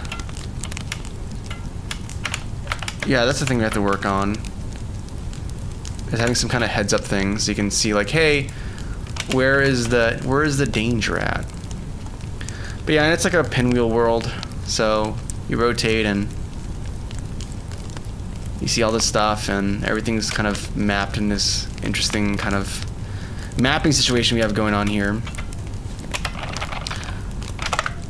And we're doing the timer right now. Same. No, it's not. C# and C are very different. Ah, General Kenobi. Yeah. Off-screen danger indicators. Yeah, that's where we're gonna have to do that. I tried getting around it with having like a bigger FOV, but I'm simply just gonna have the indicators, or maybe have it where the faster you go, the bigger the camera expands out, so you can see more of your surroundings. But then I can see that being a little too ridiculous. I don't know. Anyways, we're making like the controller for both the timing and the for timing and the handling of sequences. So like having the startup timer, the startup countdown.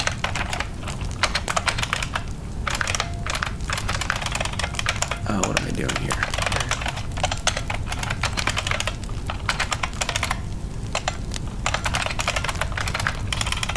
Otherwise, if it's not the first time, we actually have a result to report. So, report result, disable hazards, generation, load next environment. And I need to make some like distinct architectural decisions about how we're gonna organize our environments.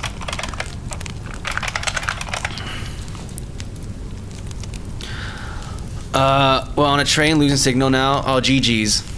Yeah, I was gonna come back. Duh, I thought you'd... young Padawan. I love that Obi-Wan. Alright guys, we're gonna do something a little bit weird, something I haven't done before, which is actually like, I've done it before, but I'm usually bad at it. I'm gonna take a second to go use the bathroom, get some more water, maybe some snacks.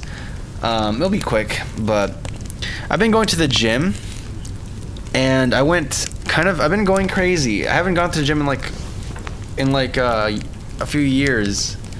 So I think I went a little too hard on it, and these past 2 weeks I've been struggling with energy and all that kind of business, because I also have to like do nutrition a little bit differently.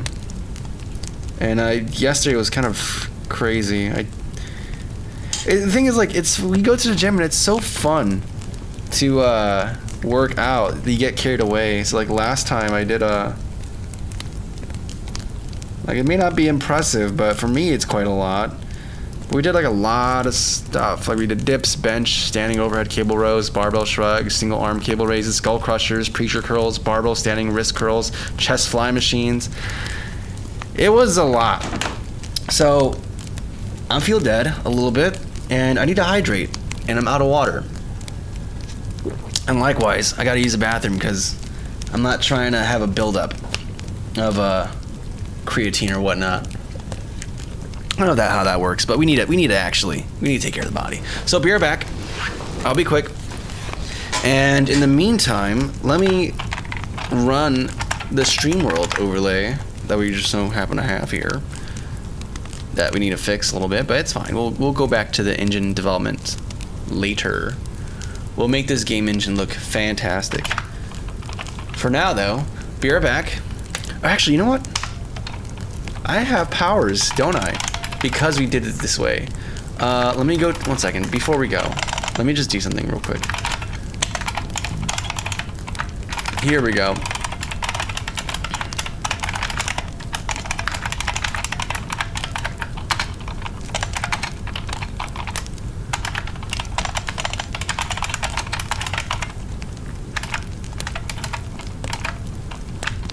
How does this look? Does it fit on screen? We'll see. Hopefully it all fits in screen. Oh yeah, I forgot. Everything has to be caps. Whoopsie. Yeah, because I didn't finish that. What's going on, Zero? It's good to see you, man.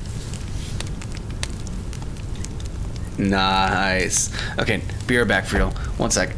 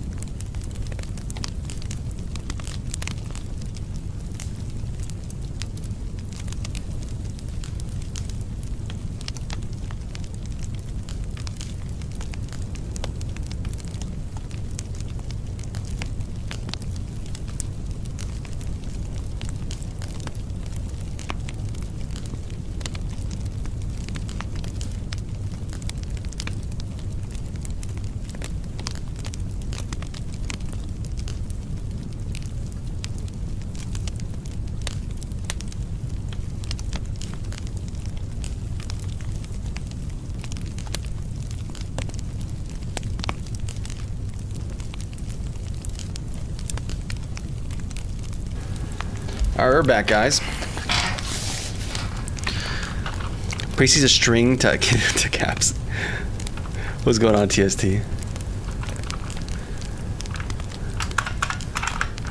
Alright. I think we have gotten quite a bit done,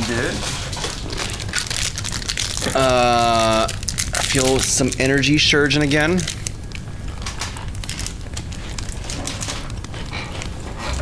Sorry, one sec. So,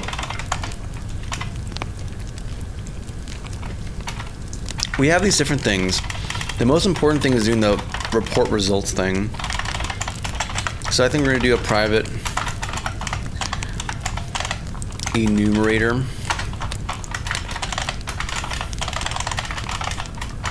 Report results. Decompose it this way.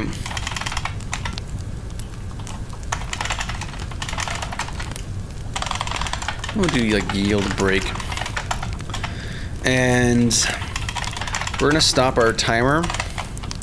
Or actually we're gonna stop, yeah.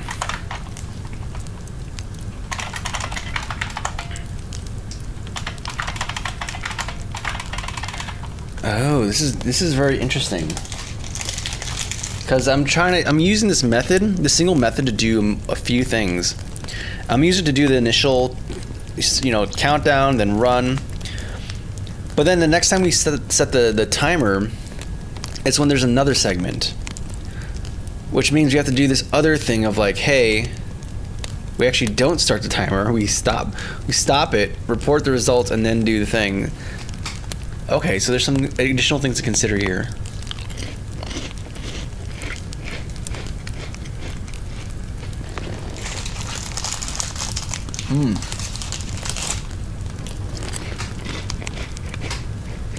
Sorry, I need food, man. Your boy needs nutrients. He needs sustenance.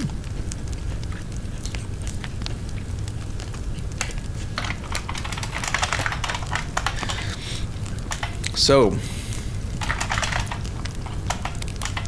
let's see what we have going on here.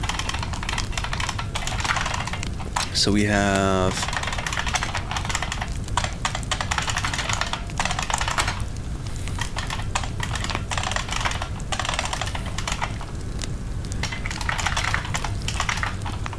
actually, for simplicity, we might have to just separate this out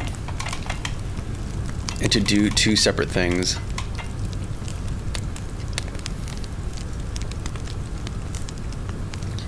Yeah.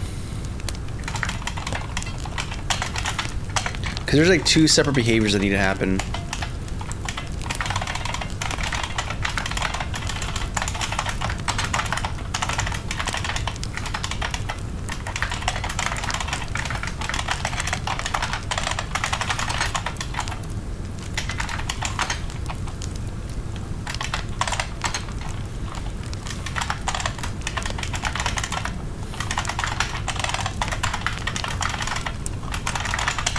Yeah, so you have to like these two things. You have the initial start, and then we have transition to next level.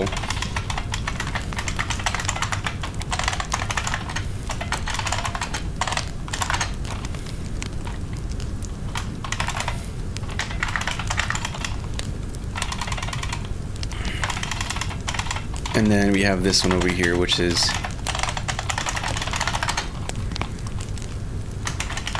transition to next level, which is going to be a bit more different in terms of what it actually does.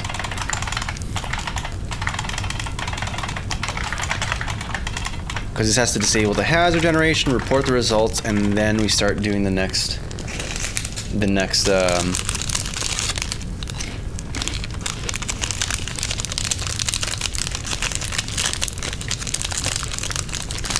yeah. Sorry guys, I need a snack.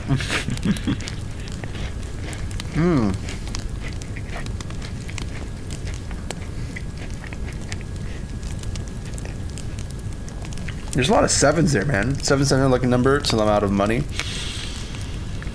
My name means physically nothing depending on the username. 0. Well, it's a face. 77.7% of gamblers give up before they get got by the mob boss at the casino for counting cards. I'm centimeters from reaching diamonds. Let's go.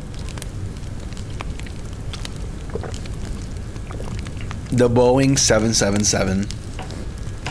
Oh my goodness.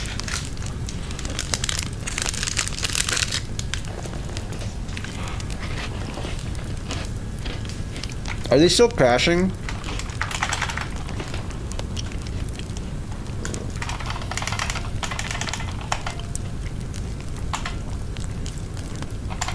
Let's see what we got going on here. What are you coding? I'm working on a game. I'm working on this like little. Oh, I need to fix bugs, don't I? I'm working on this like little mobile game. It's an endless runner type thing. It's just something to get done within 3 weeks, just for fun. And where is the error? Oh, here. I'll show you right now.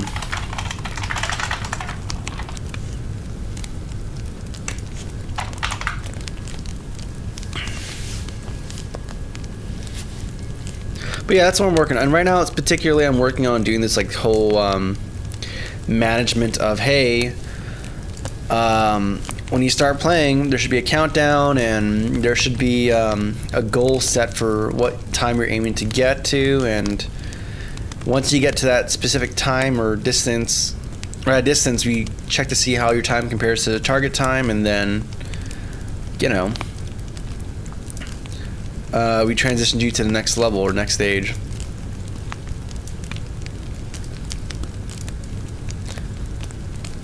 I don't know, I'm debating though if I want to even do that. Part of me wants to just keep it super simple, make this an endless runner, and just focus the rest of the days of just focus the rest of the effort to just polishing this up, like having the character actually move and have the different animations, and then actually cutting out the sprites so that it's actually a layer of different things. One part for the engine, one part for the player, and then one part for the hull. And maybe even something for the brakes. But yeah. Yeah, honestly, I almost feel inclined to just do that and not even have the timer thing. But then it kind of breaks like the game loop, because you want to incentivize going faster. But who knows? Maybe you can keep it simple. Like you have like these optional timers you can hit.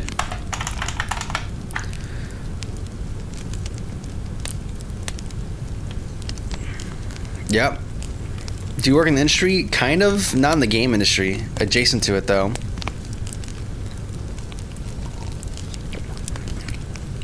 I can't put my logical algorithm to code, so it always fascinates me when people can code like you do. I appreciate it, man.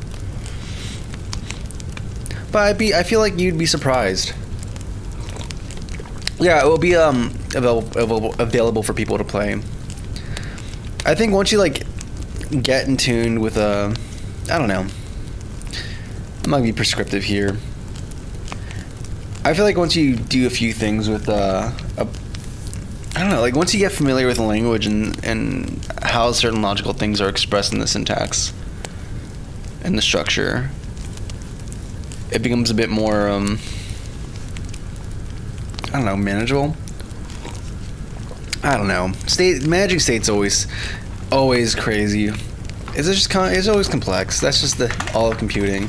Like all these different paradigms that emerge, like functional programming or reactive extensions or whatnot, are all different means of managing complexity and state changes, and you can just do your best. Just catch the vibe, bro. Just vibe, bro.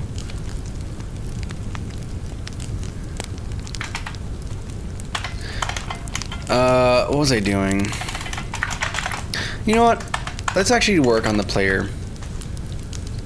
Because I'm actually I don't feel fully convinced with this. It's so hard for me to just stick with just a, what is this? level. Yeah. To stick with the design. In a weird way, design is really hard. You'd think the technical stuff or the assets or the art is the hardest thing, but I find it so difficult just to make a game or design a game. Or the keyboard.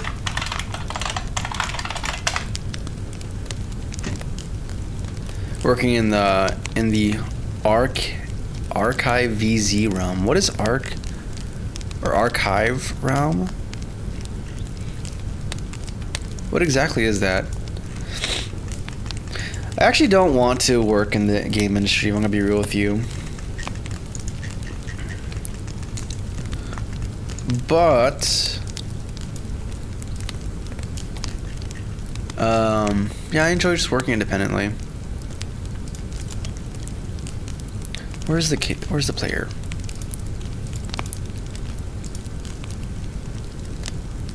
Sprite. So we have one sprite for the entirety of the player. I think we're gonna separate this out. Have one for the actual character. Have one for and then for the different components of the hull. So we have one for hull, and maybe one for engine, and then one for I don't know, do we need to visually show brakes? I don't know.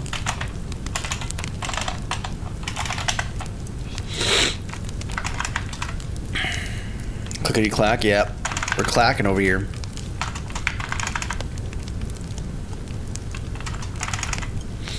Also, I have an idea. There's a bunch of ideas I have for 2026.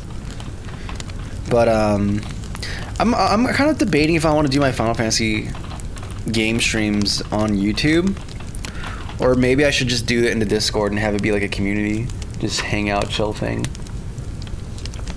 I don't know. I almost feel like it's more lent towards that, and then keep like streams here to be mostly just coding. I don't know.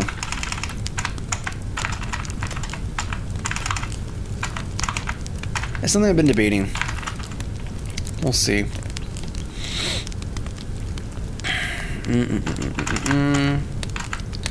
So you have these different components here now, and then let's go to the actual sprite and separate things out a little bit, because hey sprite, thank you. And there's of course having the return of the Minecraft server for the Discord. Maybe I jumped the gun on just ending it. Maybe if I just let it sit for a little bit more and try doing more with it, it could have popped off a bit more, but we'll see. Maybe I'll just give that a try. Let's see here. So we want to have just the hull here. So I want to get rid of the character. Enter position on the bike.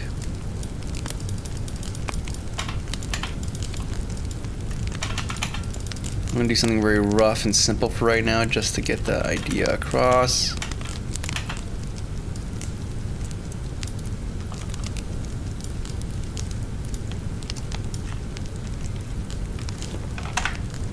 And then just eliminate the player. Oops.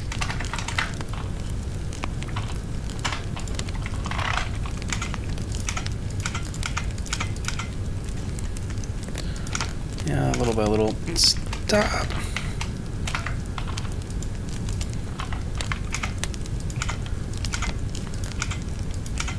So we can have the bike be swappable, or the character even be swappable.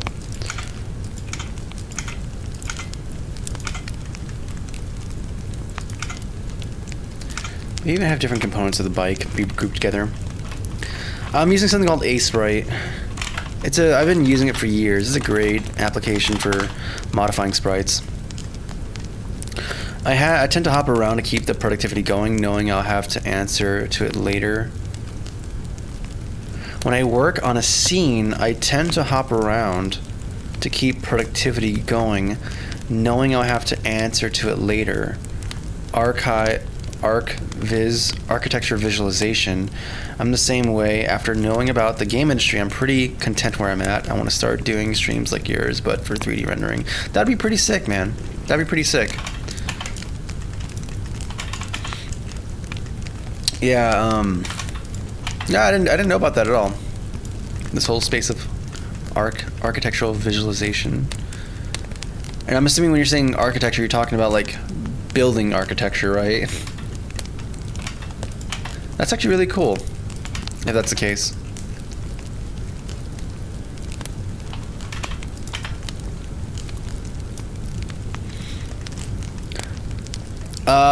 So it's available for both, I think, but I'm using a paid version. They have a free version called like Libra Sprite or something you can try out. Let's see here. So we need to start. We have to get out of my game engine project and go into the actual Fight and Flight. And within here we have bike configs, and then there's like different resources here. But we're not messing with any of that stuff. Instead, we're gonna just have a folder for bikes or hulls.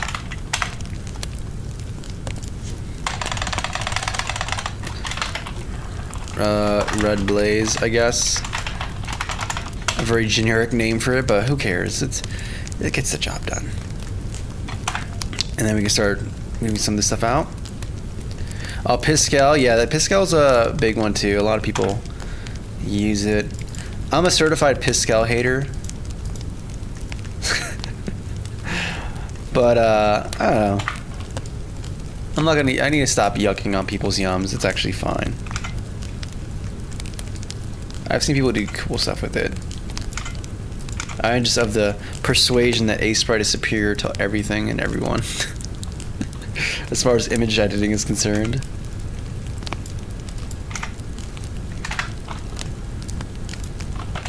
I will ride or die Aseprite. There was that stream a while ago where I was kind of struggling with some stuff. But I think that's much more of a Linux thing and not an Aseprite thing, so we keep respect on Aseprite.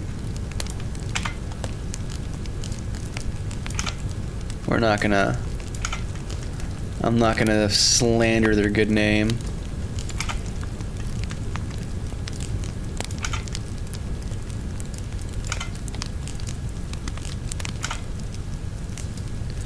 Okay.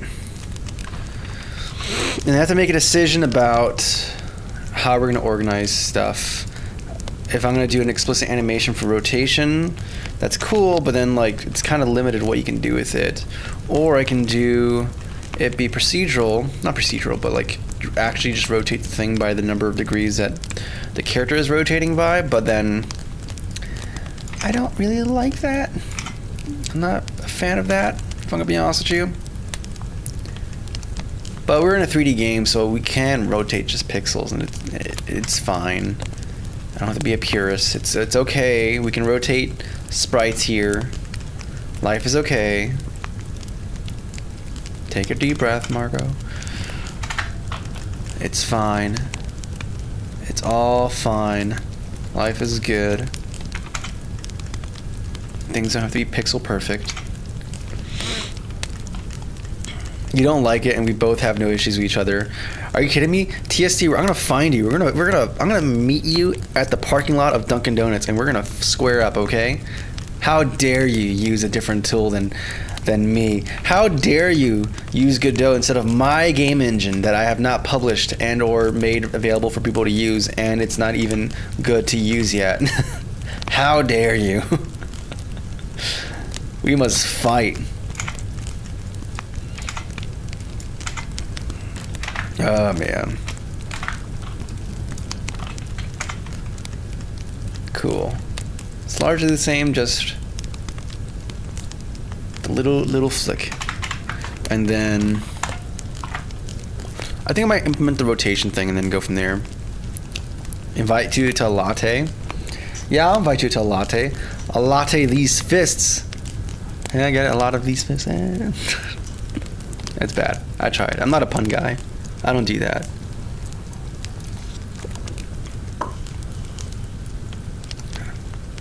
I think I've seen 2 dunking. What? Oh, man. On his engine sensei. How's the code treating you? It's treating me the same as usual. Code doesn't hurt me. I hurt me. Engines hurt me. Code is usually fine.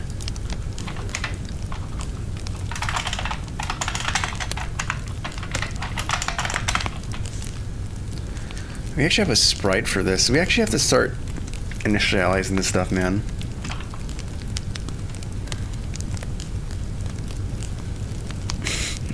But thanks for axing Alex.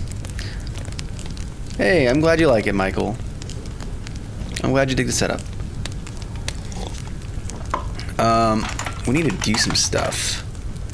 We have to go to the player. We're gonna have this dynamic thing go on here. So you have the player. So you have to change some stuff here. We have the sprite renderer for the player, which is cool. But we're gonna have to change stuff. We're gonna have to change the sprite for. Are we gonna use a sprite renderer? Maybe I don't even need to. These things are gonna be static. I don't think I'm gonna have any animations for. I mean, whatever. I can.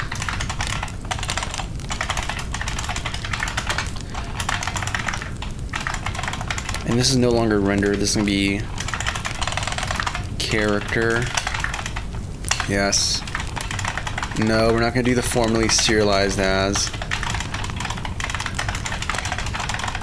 And I think these are the 2 things we're gonna set, and then we'll deal with everything else after. Maybe I have a thing for engine. And you know what? We can rename all this stuff here.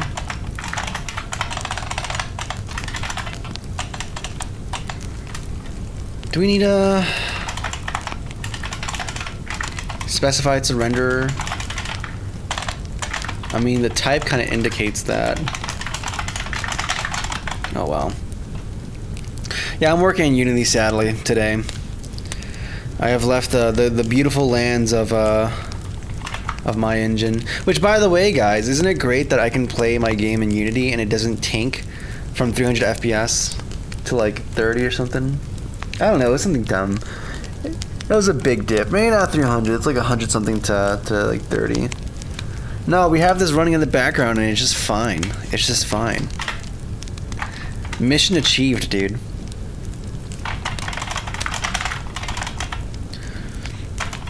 Mr. Snow Leopard, play something awesome. What's awesome?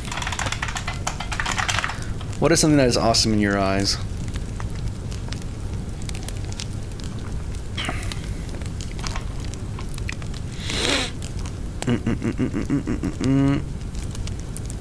Oh, in your life?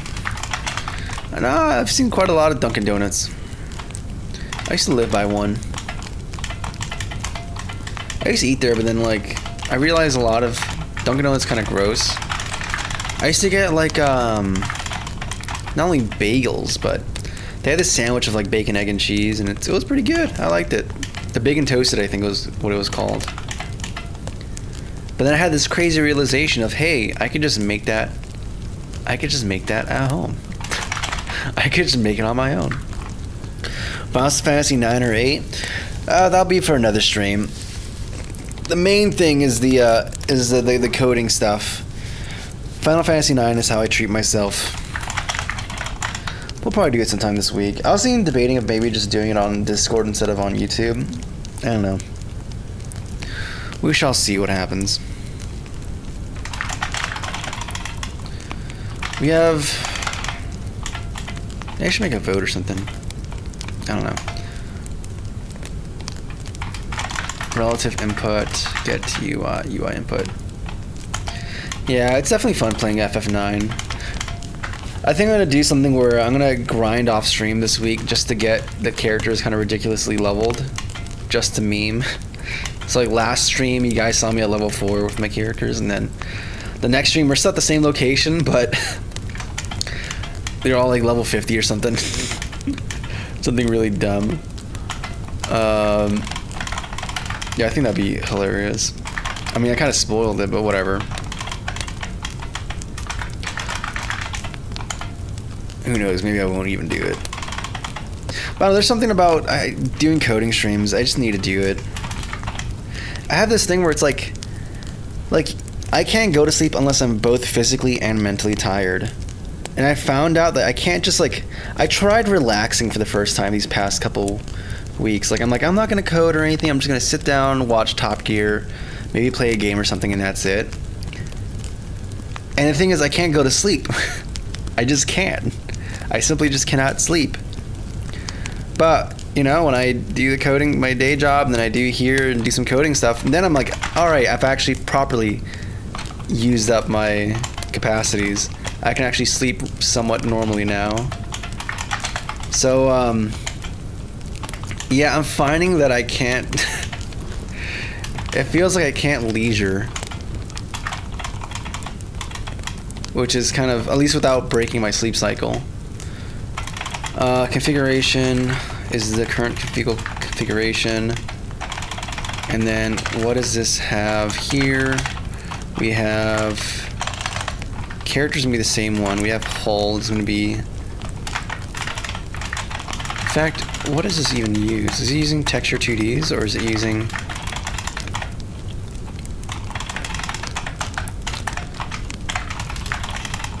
Engines.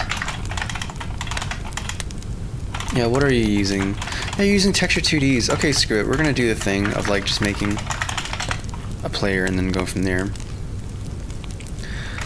We're gonna go to the player. We're gonna go modify.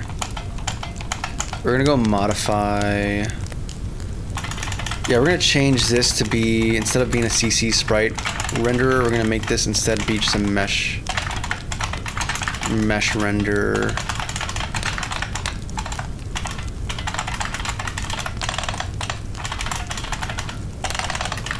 Come on, let's type better today.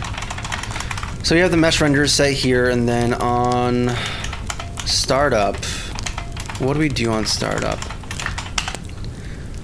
We have the configuration loaded, and then from there we have hull renderer. Why is this not hull sprite renderer? Okay, this is not. Yeah, it is. Why are you being odd?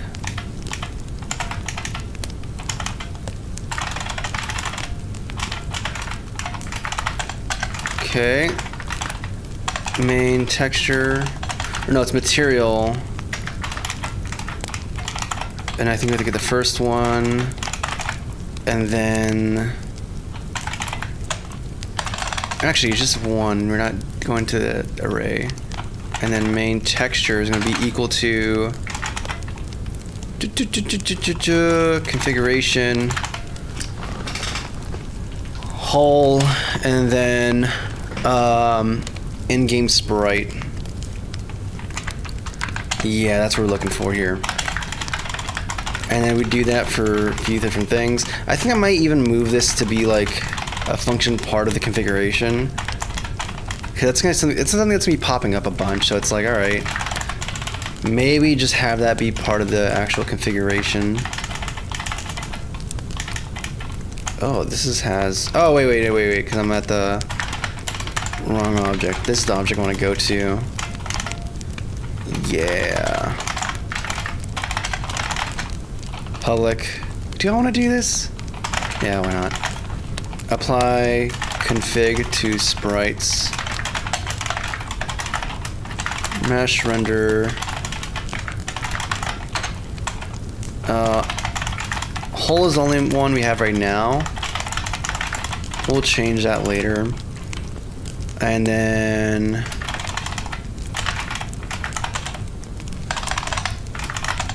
nice. And then do we need to document this?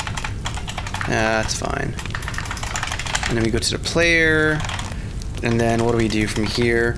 We're gonna do instead of this, we're gonna do configuration.set reply this, and then we're gonna provide our whole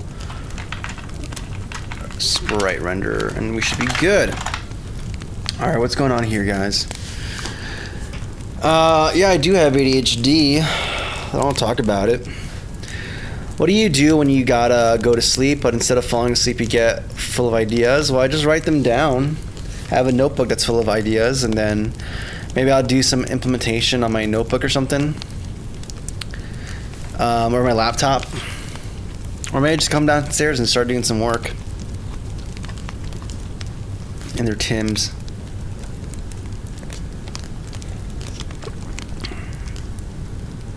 Page up and down. No, I'm coding, dog. I'm coding, man.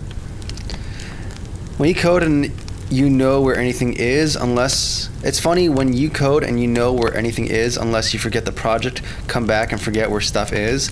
Yeah, that's kind of a big pain for me, is switching contexts. I have so many different projects, and it's like they have their own structures, and it's like, all right, when I come back to them, it's going to be like, you have to pay a penalty of kind of just loading it back, the project state back into your mind. When the object-oriented programmer lacks object permanence. That's funny.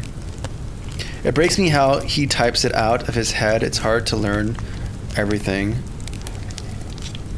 My bad, man. Yeah, I'm not... This is not tip. Like, if I'm doing, like, something for learning, I'd be slower and far more willing to explain stuff, but I'm just kind of doing work right now.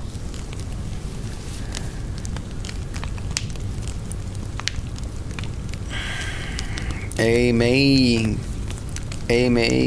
get low quality coder. A may. Are you talking to me? So what are you coding? Is it a game? Yeah, it's a game. I'm just doing some logic for the visuals right now.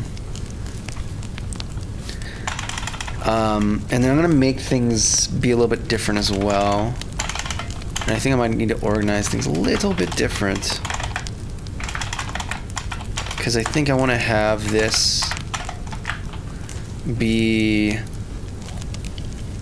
I'm gonna try a few things out. I'm gonna try just rotating it in Engine, or I'm gonna try animating this and then switching between animations.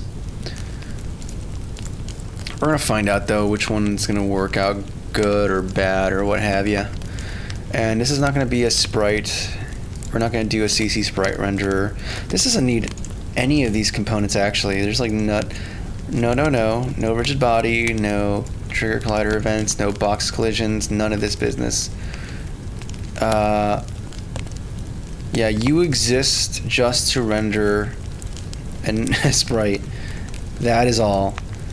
And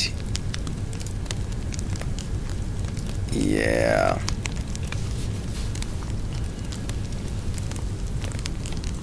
Oh, that's what that means? Thank you, Keely. I appreciate it. Yeah, it's a game that we're working on. So, we're having these slices, because one slice is going to be the actual vehicle you're riding on. And you're going to be using... Where is it? Did I save it? I guess I didn't. Where did I think I saved it to? No, it has to be in the project somewhere. It's just not... I haven't applied changes to it. Yeah, holes. We have this. We're going to apply our Pixel Sprite preset. It's going to be fine. We apply it. Life is going to be good. And then we go to our actual holes here, and we were using the default one, which has a basic description, and we're going to use the in-game sprite as like... What did I call it? What is this called? Red Blaze. Oh, my bad. Also, let's rename it to be T underscore. So that when we load the game, the correct sprite is used. And that's gonna be the in-game sprite. Perfect. We're gonna up the health a little bit too. I hate being so weak looking. Or weak feeling. And then from there, what are we gonna do? The last thing we need to do is set up the player, and then we should be good to test this out to see if it actually visually does the things we want it to do. So we have the character here. We have the render on the actual object, but we're going to change that and have it be done by the child object. And then finally the whole. Yeah, okay, cool. So let's go to here. Where's the player component? Is it on here, actually? Oh, I don't even think it's on here. It's up here. Okay, cool. So, yeah, we're going to do this one here, and then the hole here. That's the only things we need right now, I believe.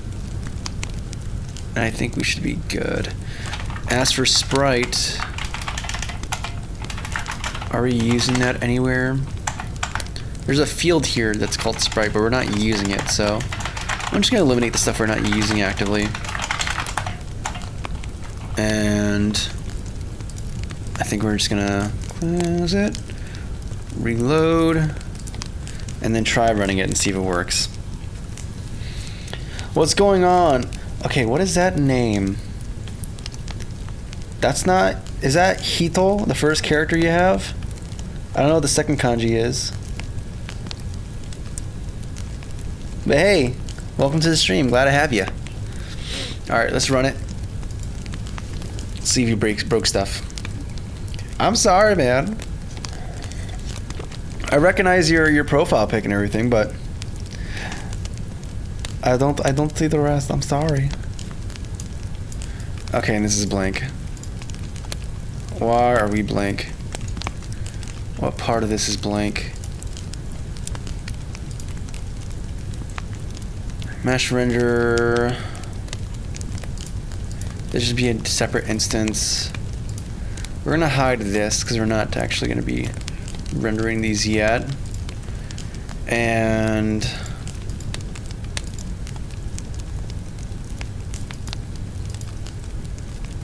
the hole should be in front.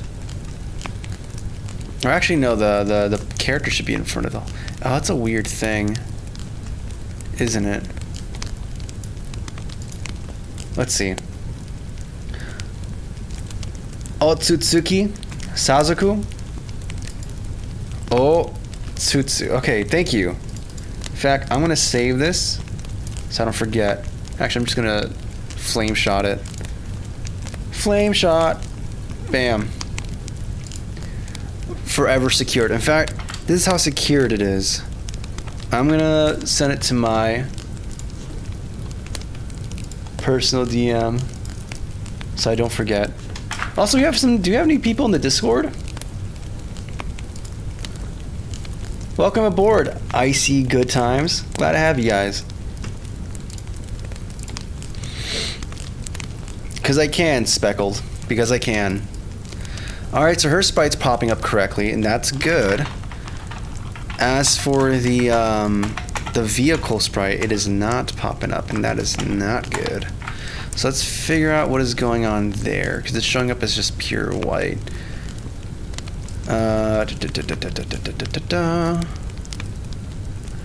So I'm assuming they were using this one, the starting hole.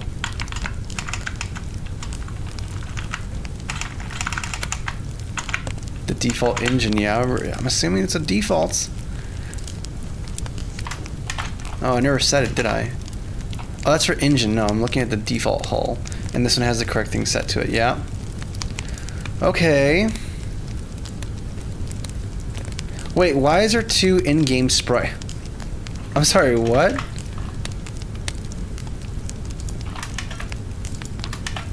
Okay, that's not great. We should probably fix that and inspect why that looks that way, but okay, we'll deal with that. Otsutsuki is a family name from Naruto. Huh. I'm not sure where Naruto is. I'm still learning kanji, so I know the struggle. I still haven't come across yet, or maybe I did, but I didn't memorize it. Yeah. Hey, we have the bike. We actually have the bike now, and it looks correct. But the difference is that now we can swap out. Oh my goodness! Not only that, we have more accurate normal. Okay, 1 second. Let's pause, and we're gonna zoom in a little bit in the game. We're gonna zoom in a little bit.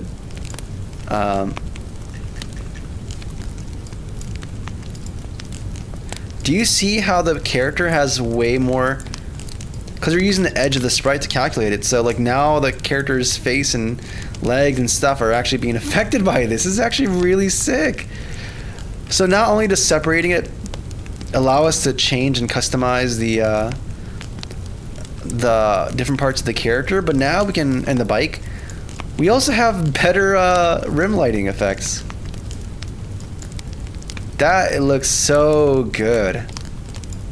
That looks so freaking good. Rolled on a pipe, basically. It's kind of like Animal Crossing style looking thing. Yeah, I don't know why they can. We have the Fire Nightbot. It's not working. Firebots, for some reason, there's some commands that work and other commands just don't work. I don't know why. Very, very heartbreaking. Okay, so let me try building this to the cheapo phone now. Let's try building it to the cheapo phone. Which honestly, I'm kind of surprised. Like it's kind of nice actually. This phone. What is it? So we just started this phone today, and what does it come with? Of course, you have all the G Suite things or the Google stuff. Oh, Office 365 and Outlook, and you can't uninstall. Can you uninstall them? Oh, you can uninstall it. Beautiful. OneDrive.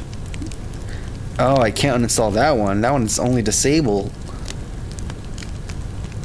And then Copilot. Uninstall. Very interesting. You get a feel for what a new phone starts with. Gross. Yeah, you can at least disable it. That's not a consolation though. Like, yeah, it's disabled, but I just want it gone completely. I just wanted to have full to make sure that they're active and out of nowhere. Gotcha. What happened right now? What happened there? What happened there? Do you guys just saw what happened?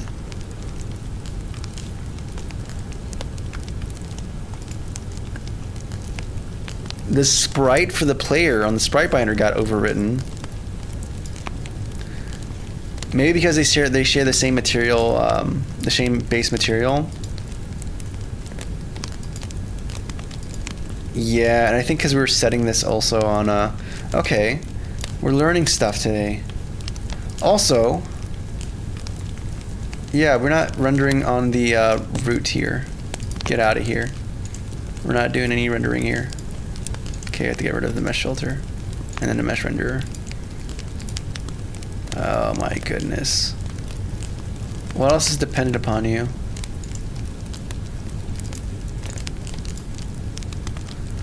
Oh, the sprite renderer is dependent upon the mesh. We're not using the sprite renderer though, so we're good actually. We can remove this because you're using the child sprite object to do the rendering here. So we're good. Okay, cool. And now this just contains baseline logic. They only come back after major updates or resets. See, I don't like that, man. I don't like that. That's why we're gonna switch to Carbon at some point. I'm gonna try it out and see how it goes first, but it'll be cool. All right. So what do we have going on here? Right. We have this player. They're sharing the same material. That's no good. And instead we want to have player idle there. This needs to be its own material instance. I think that's the issue here. So let's go to the asset in projects. I'm going to duplicate it. Maybe make this be like M hull and throw that on there. Cool. And then now this character should be correct. Let's also just fix this naming convention.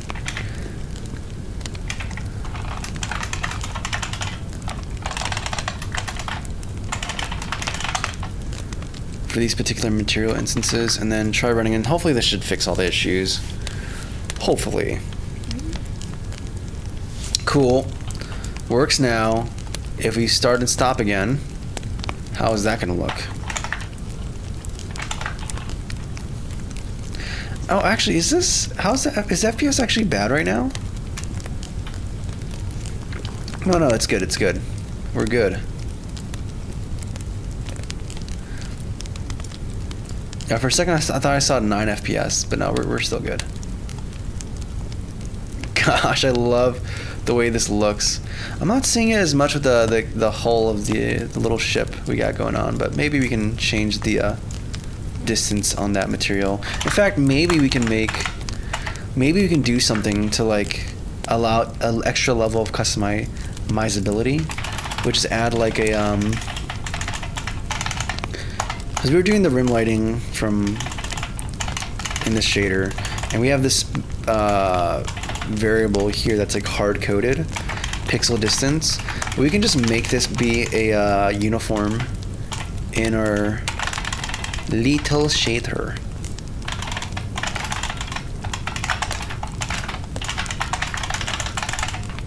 And then we name it like normal pixel distance. Or alpha test distance or something.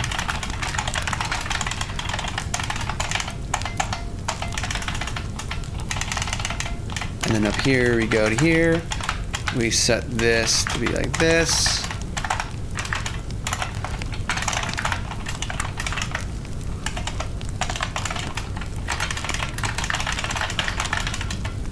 And then it's going to be a float. And then we're going to remove all instances of this variable with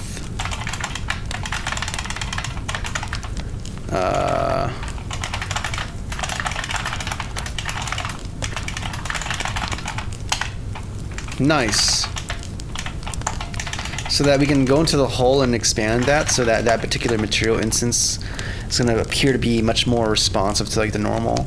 So we can go to, for example, and underscore hull. We have this now. We can make it like, I don't know, 8 or something. Something a little bit more ridiculous.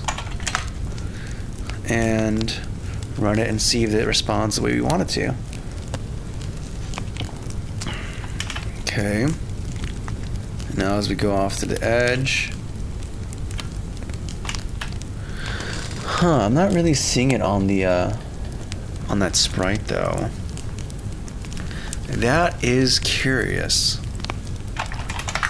So it's working on one sprite but not the other sprite. So if we go into the game scene, click on you, you're exhibiting everything you want to see happen.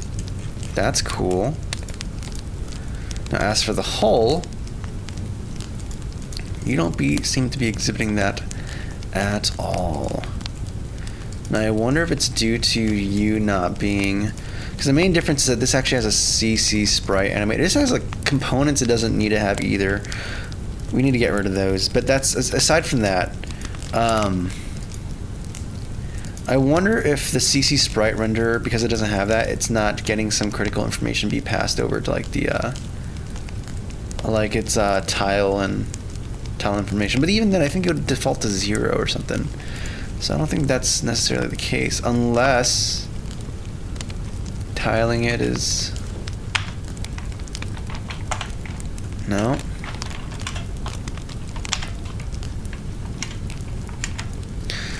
Yeah, no, it definitely has the offset information there. Oh, you know what might be the case? Because it looks very low resolution. Oh, it's not receiving sprite information. It needs to know the size of the sprite it's rendering. We don't have a sprite animator for this, so that's why it's not doing that.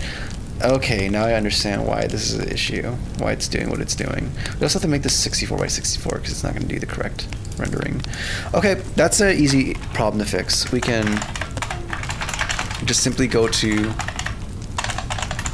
Hull, and then we have like we have FNM scriptable objects. We have in-game sprite.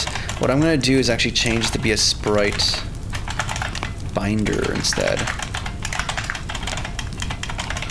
And then you are going to be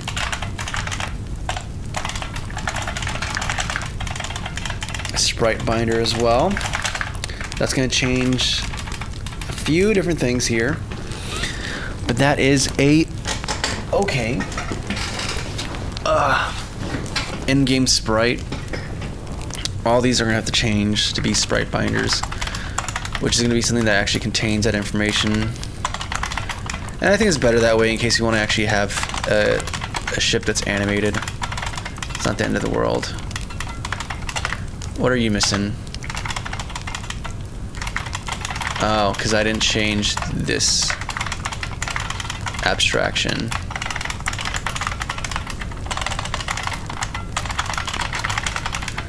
Okay. Now this needs to change as well because we're no longer dealing with just direct mesh renders, but instead we're actually setting an animation, not a static texture. So we need to make this a sprite binder as well, and update the signature here to be a CC sprite render. Cool. And we no longer do this, but rather we do hull set sprite, and then it'll be hull.ingame sprite. Perfect. And then as for other things, all the other things like engines will probably be affected by this. I don't know. We're just gonna go into the here and see if it compiles stuff. Thank you, man. Like, that takes years of work. Honestly, I only started really using Vim this past like 2 years, and Linux this past like 8 months. And you'll be surprised. Like, if you're forced to use something consistently, like, you'll just get it. You'll pick it up, man. It's either do or die. Maybe it's a little dramatic, but once you get to that feeling, that taste of flow, you can't go back. You can't go back. All right, I think this should be good. Now we have to manually go back into the slow Unity UI land and manually set this stuff back again. So yeah, wrong thing. We're actually going to set the hull here, and we have to actually set this to be a sprite binder as well, or use a CC sprite renderer, and it's going to need a sprite of some sort. We'll deal with that later. As for the character, you don't need a lot or any of this stuff because this is just due to being a duplicate of the containing parent. So you just need the bare minimum to render the things you need to render. Same thing for you. Perfect. And then we can go into here, and we can make a new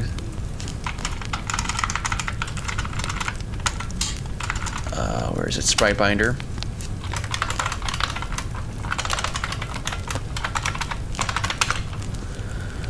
And you're going to be this. That's your main one. There's no normal map. There's only one animation. You only have one animation here, one cell there. Speed, there's only one. It doesn't matter. You're looping. Yeah, it's fine. And that should be all the sprite information you need to be able to get the effect we desire. Cool. And then with that being said, we can go back to resources, go back to the hull, and we can replace this missing thing with red blaze, and it should be good to go. Perfect. And we press play, hopefully it just works. Hopefully it just, we press play, it works. And hey, so far so good. If we go to angle, darn you, Dinkelberg. Okay, 1 second. I have one hope left, which is re-import.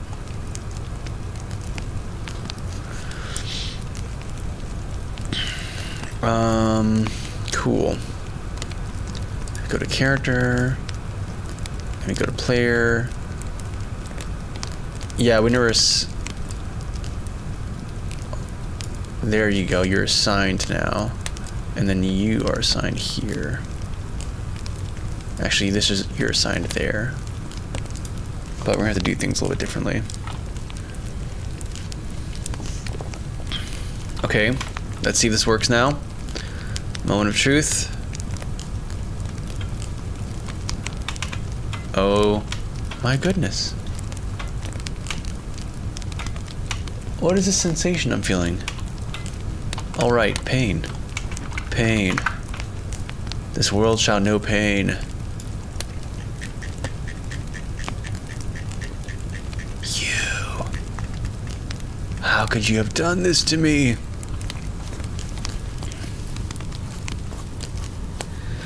Study for my last final exam. I'm studying my accumulated Japanese lessons. Good luck with the game and have fun. Hey, good luck on your exam as well, man. Also appreciate not using music and having that fire. I'm glad, man. Yeah, I think I'm kind of chilling with the music and just having a chill, relaxed ambience. If I listen to music, I'll probably just put on headphones or something. Bots getting replaced by humans to give chat information? Nani? Just don't shoot lasers at me. The math doesn't lie. Well, apparently, yeah, apparently it's not the liar. I'm the liar here. I'm a liar because this is not working. It's not working.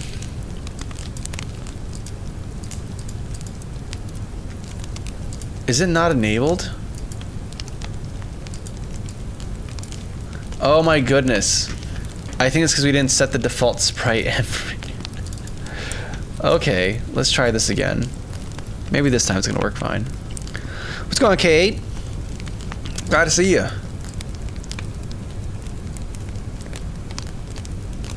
Hey, and now the bike's actually being subjected to it. Cool. I don't think I have to make it as extreme as before. And let's go down the other way. Yeah, buddy.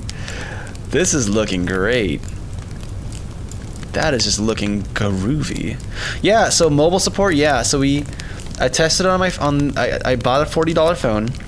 We opened it up, started it up on stream. We tested it. And the game on my phone runs at 30 FPS consistently. On this phone, though, it goes to 15 FPS in areas of a lot of geometry. But then once you leave that area, it goes to 30 FPS. So it means that we're gonna have to do either some optimizations and some culling of geometry, or we just keep things simple and go with the 2D shells approach. And diving into this kind of control map implementation. But yeah, so this was not a waste. Buying the cheap phone and testing it out was not a waste. We actually got some good information from this. So heck yeah, dude.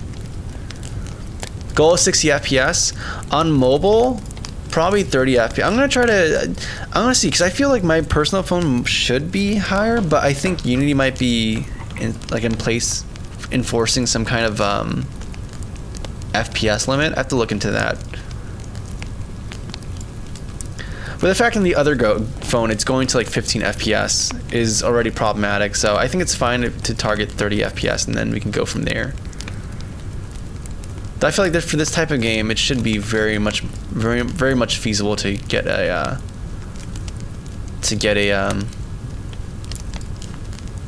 a better amount going. I have to add mobile support to my game for a college exam, which is a pain. Yeah, you had to. Yeah, mobile's a whole thing. Yeah, not to mention like weird graphics APIs. Some stuff just doesn't work quite the same. But thankfully for this game, like the places where that happened, I can actually just disable it because we're just not going to do that. Also, you know, while we're at this, well, first of all, let's just do some commits first of all. So let's go to, cause I think we've done some significant progress. I think we're in Ranger, right?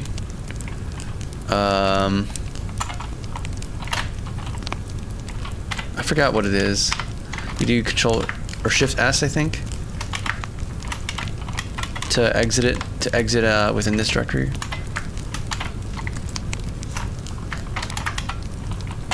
Okay, cool.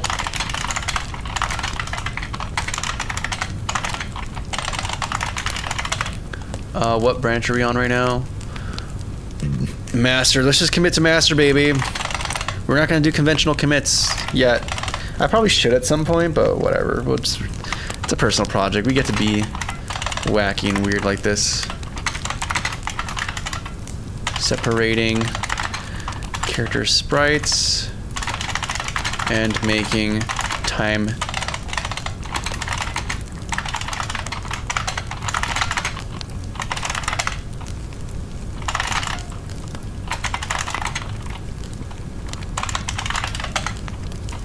I forgot how you do this. Is this just master? Git push does not appear to be a Git repository. What? What is going on here? Or is it Berg?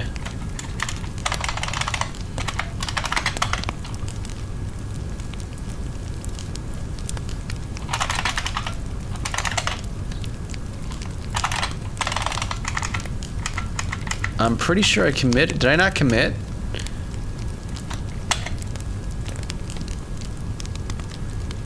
Oh, it's only with one M. That's why. I'm dumb. There we go. And then push to Berg. Perfect. I did one M instead of two M's. That's why. Yeah, we got the vertical stream is kind of the elite stream. It's kind of weird because you'd think the horizontal stream would be the one, but actually it's kind of weird, man. I feel like I could fit way more in the vertical stream than the horizontal stream. It's very odd. Look like crap, but still got 90s. Let's go.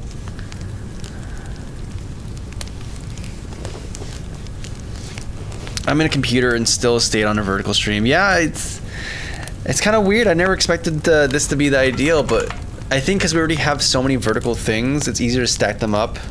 Or horizontal oriented things with like 16 by 9. That's easier just to stack them up instead of side by side. But yeah, it is what it is. Hey Josh, what's going on, Josh? What's going on, dude? Good to see you, man. It's been a fat minute. Happy New Year. Happy belated Christmas, man. Hope everything's going good, dude. But yeah, it's crazy how the vertical streams. It's always popping. It's always popping there. We can do something technical. We could do that. Or I can work on the joystick and upscaling it because I kind of hate the current joystick. I feel like I need to up the resolution by like twofold. Sprite size 200%. We'll do a quick little art thing real quick. Happy all the holidays, brother. Hope all's well. Yeah, everything's good with me, man. Hopefully everything's good with you too, man. Hopefully everything's popping with the tech and stuff. Hopefully everything's going good at work, man. We haven't talked in a while. We should really talk, man. It's been a fat minute. It'll be good to catch up, dude. But yeah, man. Hope everything's going good though, man.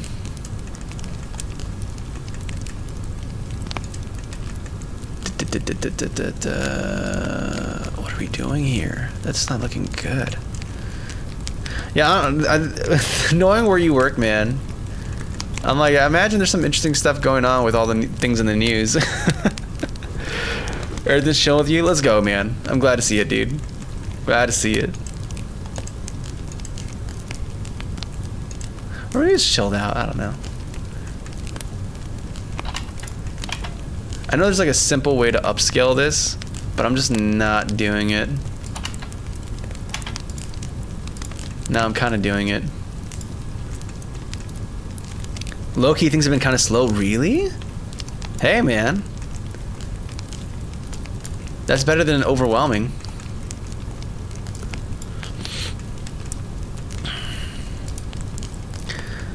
Like half my screen space with people seem to be here, so yeah. To compile for iOS, Prof said it was difficult to get SDKs and permissions. Yeah, iOS is terrible. Like I don't. After working with the Vision Pro, I just do not want to go to Apple's walled garden ever again. And I know like you don't have to have a MacBook to build to the platform, but like it's way more convenient if you do. And I'm like, oh, gosh, is this how they get me? Is this how they get me? Is this how Apple gets me? Not because of like a good product, but because of technical requirements or just ease of use. Oh man. But it's gonna get crazy soon. Okay, yeah. Right now my plan is to see how I feel a year from now. My gift is moving here in June. Let's go. So we decided to go to Atlanta after our lease ends. Let's go, dude.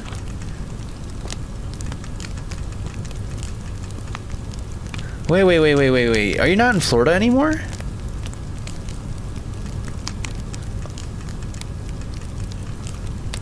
Wait, there's a lot to process there, man. They do a lot of quality control. Yeah. I love the wall garden. I don't like making software for it. Yeah, exactly. Exactly. Okay, I feel like I just made a terrible circle.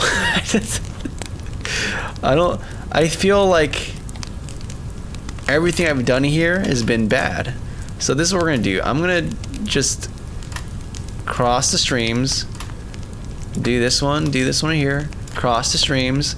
We're gonna break the bridges, burn the bridges, bam, and then we're gonna select this stuff, bam, delete it, cool, and then we're gonna do this again, but right this time, and then we'll go from there, bam. Oh, is Aseprite actually? It's moving with me. Oh my goodness! Did Linux fix something? What? No siree, I can't believe this. Okay, that looks like an actual circle now. Then we do this one.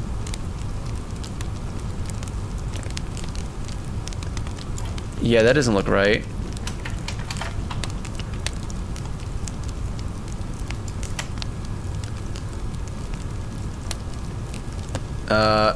Yeah, that I feel like I'm off on the y-axis. I think I should start like right here instead. Yeah, that feels correct. There we go. See, first try, totally first try.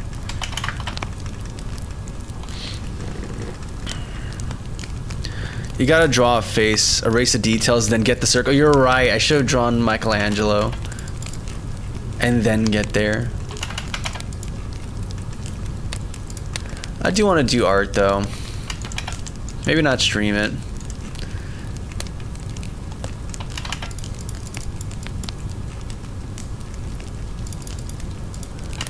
Just make some cure art. I seen like some really good art. I've been going to a little art history kind of binge lately. And I see some art from back in the day that just goes so hard. I'm like, I haven't seen anything like this. I haven't seen anything like this. Or things that imitate it, but don't quite achieve what they achieved. I'm like, dang. People used to go hard, man.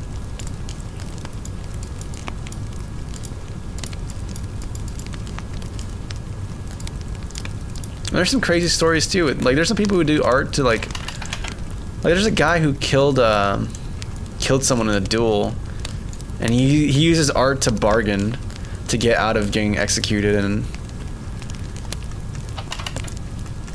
that's a whole story. And it worked. Like, he got out of getting executed, but then he had to become a knight.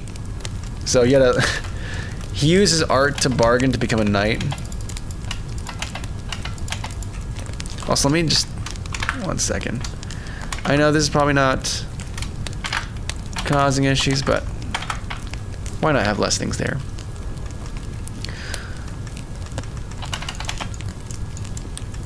But yeah, man, I'm glad to hear things are moving for you, Josh. Go to ATL together. Okay, you're in Florida. My girlfriend's in Atlanta. Oh, and she's moving in here in June. Got you. So she's gonna move to Florida, and then if things go good, you guys go to Atlanta together. Gotcha. That makes sense. Gotcha.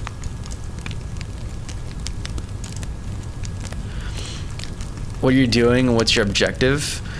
Krishna, I'm just upscaling some texture real quick for the on-screen joystick, and then from there I'm not sure what I'm gonna implement, because we just finished implementing the character stuff. We should probably do the character movement. Ooh, that's actually a good fun thing to do, actually. I do enjoy the character movement stuff. So maybe we should start implementing that before just upscaling this sprite. But I'll tell you, it just bothered me. Let's go back to the game. It bothered me, the low resolution of the sprite. I'm gonna go to bed, but it was good talking to you, brother. Yeah, you have a go, man. Okay, we have to catch up sometime.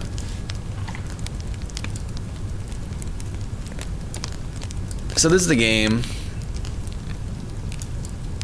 Yeah, we need to do some rotations to indicate, like, hey, the player's moving up or down, and to what degree are they doing that? And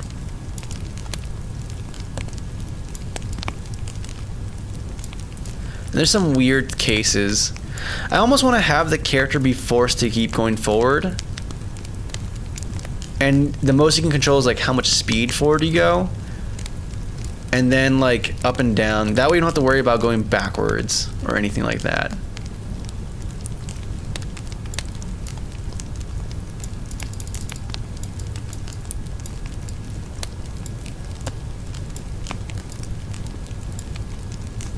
Kind of makes you lose a spark.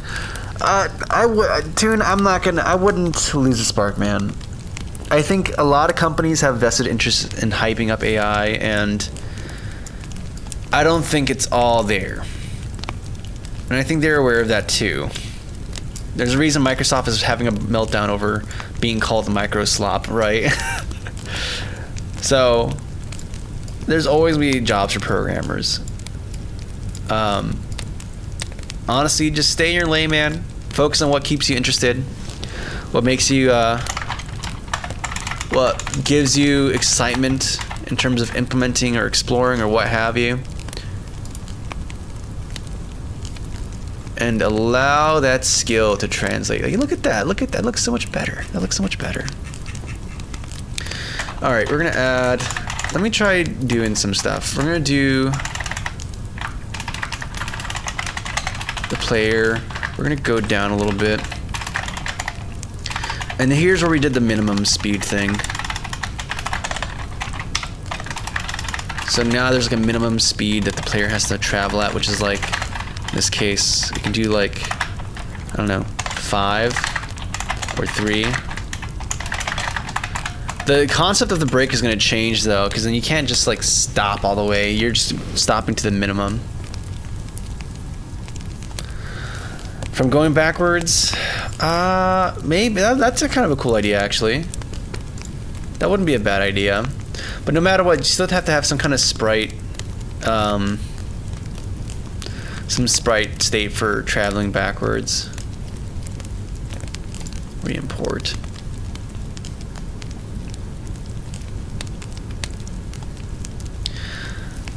add an out of bounds trigger to the left of what is visible to the camera. I don't know, we'll see. I think part of it's also just for, I know it sounds bad, right? Because it's like you want to have give players more choice, but honestly, like managing, I found with my nieces playing this, they struggle to manage the whole going forward thing, right? Choosing to go up and down is easy, but the forward and backward stuff is actually kind of trippy for them. So in a weird way, adding constraints does make it a bit, I don't know what's the word, it's not just easy, but accessible then to like actually get to the gamey part of the game. I don't know, we'll see though. I think having the minimum like we have right now where you're just going backwards is fine. I just have to modify the brake logic now, because it's not going to work the way I have it in mind. Or maybe we just don't need brakes. Like we can simplify this down to just like the engine, because even going super fast is kind of a liability.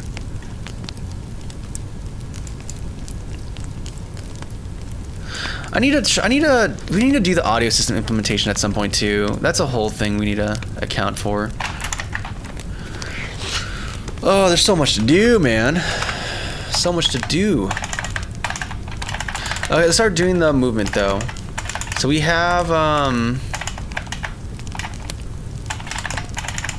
let's go to, where's Ryder? Here we go.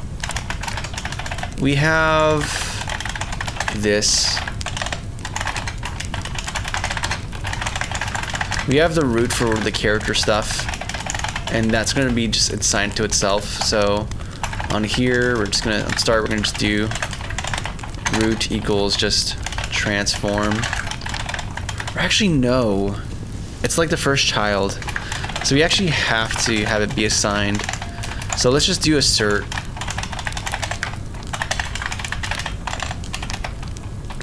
Not null.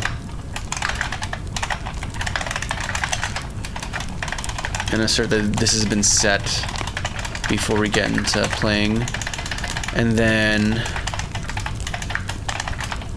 here we have the physics update, which is gonna actually modify the player and rotate stuff around. As far as the up and down component for our rotational speed, translation velocity, we're really just looking at the product of the rotation delta. We can do, where is this? Translation velocity.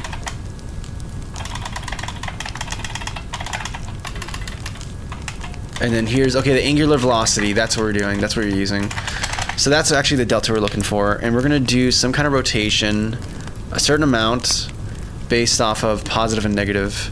So we can do root dot local rotation equals, and then we're gonna do quaternion Euler. No, that's deprecated, that caused the issues we had before. Euler. And then what are we gonna do here for this rotation? We're gonna be rotating across the z-axis, I believe. So these should be 0, and we can do like a clamp. In fact, we do my math utilities clamp, because I'm pretty sure, I know for a fact I've implemented this. Don't lie to me. I know or actually that's just a basic thing that exists. I don't even have a utility for this because that's just part of math, I believe. Yeah, math clamp, and then we're gonna do value, which is current angle. It's gonna be positive or negative, and then we're gonna have like a maximum angle of like, let's say 30 degrees, and then positive 30, and we're gonna clamp the values between there. I'm assuming this is the correct, you do value and then lower and upper. Yep. So let's just try this out and see if this works the way you want to.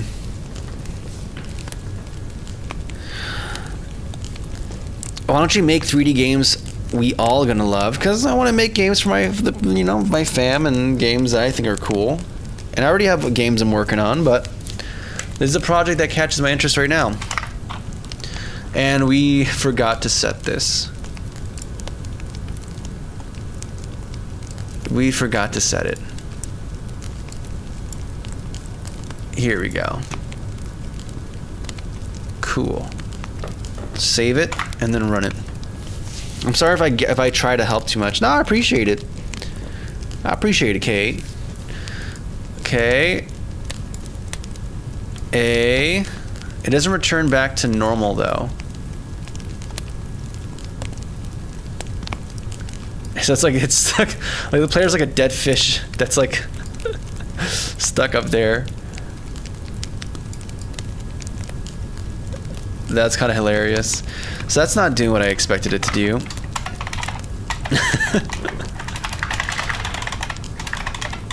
Come on. Don't do this to me.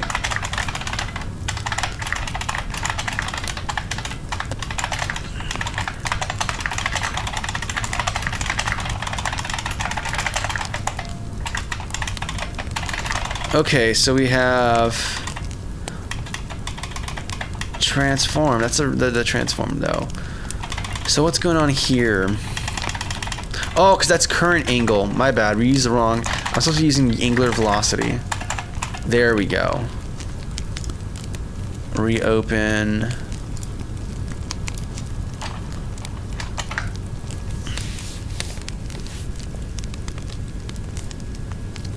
That's kind of funny though, Krishna. Because you're saying like making a 3D game, like why don't you make that? Like you make it sound like making a 3D game is easy too.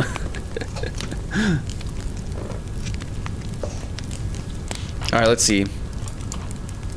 Nice. Okay. I think I want to have more extremes going on here. Yeah, I think we need to have more extremes.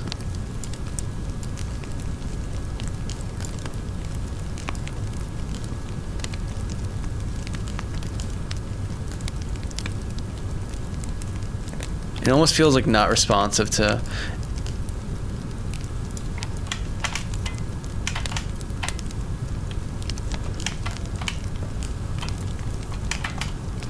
I almost feel like I should lerp it instead of using the direct value.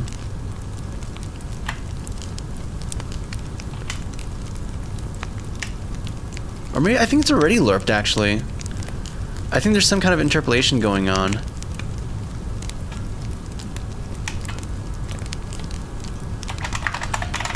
Let me make this a bit more extreme. I think to emphasize this, what we're gonna do is have like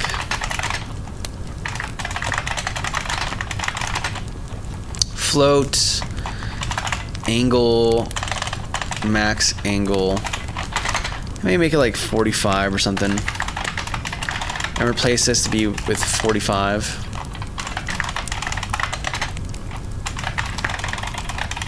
Oh, not, whoops, wrong thing.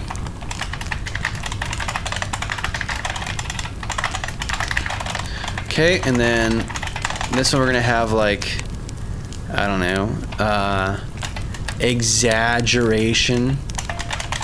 It's gonna be like maybe twofold or threefold. So we're gonna take this value and then multiply it by 3, or exaggeration.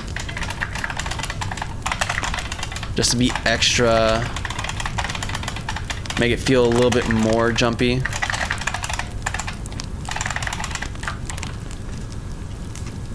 Let's go on BTades. Where is the editor? There's the editor. Okay, cool. Let's run it. See how this works, or looks.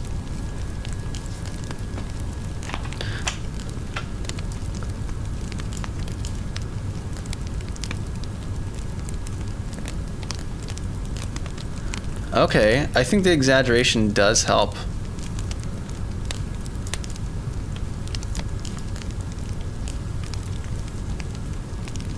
There's still like a, because the delta value is like an interpolated value.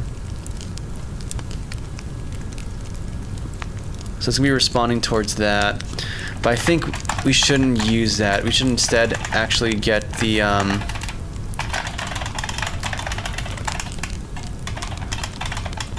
original, the raw input. So let's look at usages of this. Excuse me. Where are you assigned?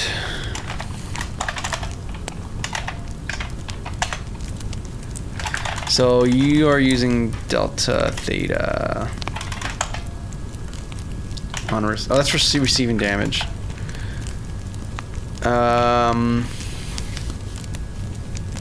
Nope. Okay, so angular velocity equals angular velocity. Interpolation between this and the max angular speed.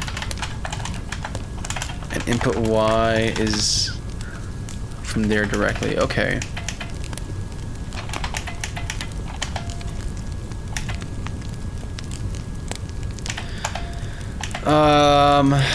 We have this interpolated thing. I think to have this feel more responsive, though, we're gonna have to get an input vector to input from here.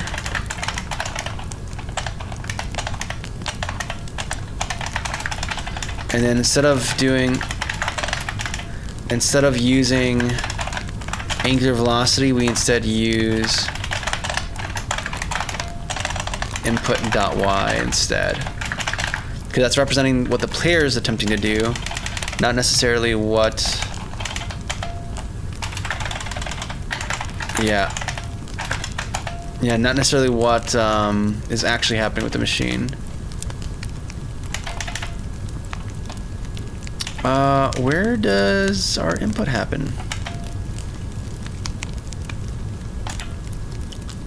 Delta x. On receive damage, I guess it doesn't really matter. Or we can cache input. I don't know, we're gonna just do default for right now. Tri-beam, huh?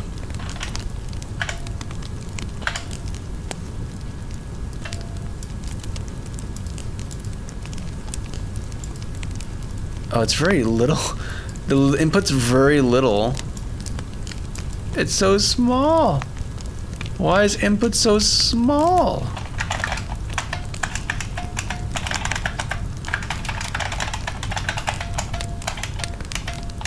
And that's for on receiving damage. But as far as this one's concerned, input y is what? It should be -1 to 1, right? Oh, we have to max. So if it's a normal, okay, we have to actually make it be normalized. Or not normalized, it's normalized value. We have to scale it to our actual expected value ranges, which is gonna be the max angle one. Okay, there we go. Let's try this out. Yeah, I mean, there's gonna be a version for. There we go. Okay, that's a little hilarious. That's a little hilarious. Because with the keyboard, it's a discrete yes or no. There's no variability here. With here, it's a lot more control.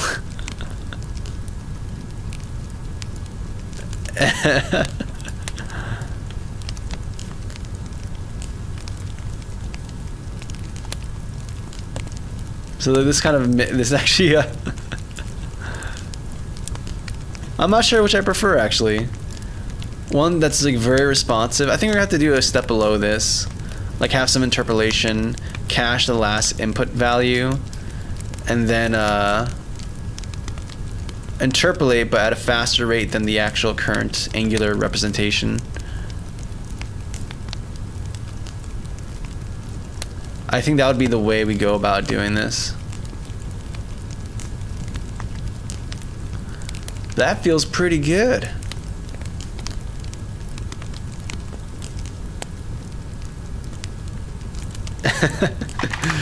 Yeah, that's what we're gonna have to do.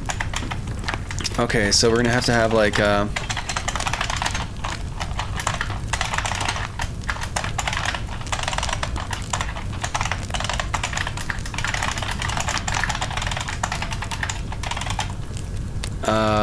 So we're gonna have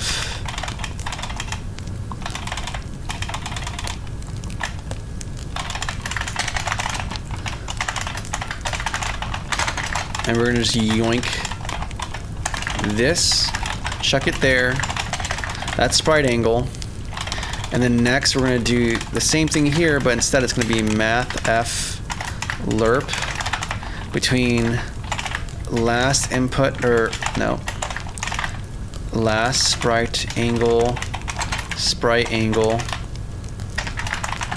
and some kind of coefficient for our speed.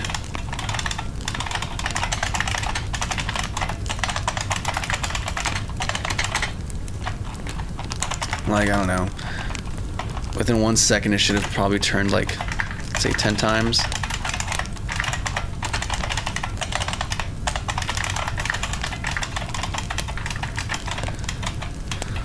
Okay, that seems fair to me. We probably have to add some other, yeah, like time.delta time for this component offset, or do we? I don't think so. Or maybe we do. I don't know. Yeah, because we're doing it at this speed. That's assuming we have time.delta time.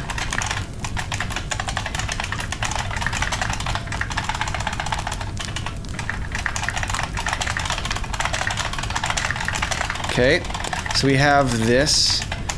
We have our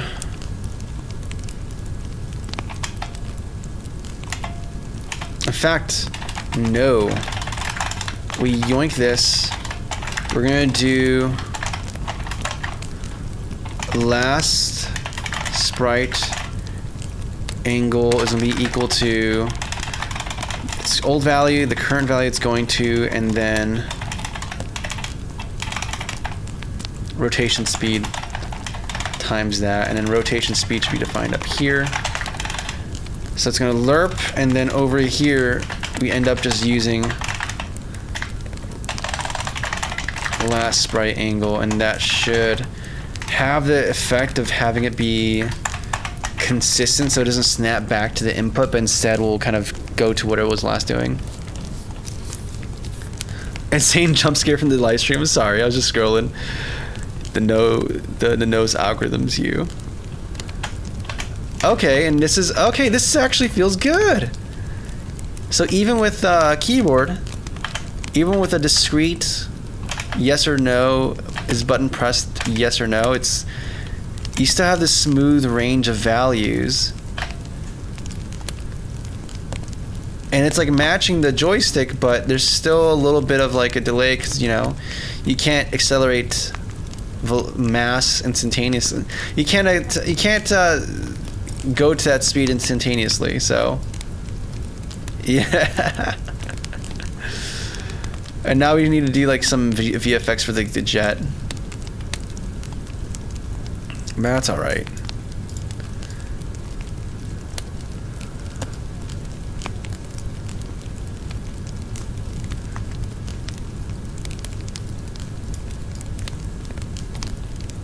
Yeah, the objects just coming at you is terrible though. You can't, like, it's very hard to react.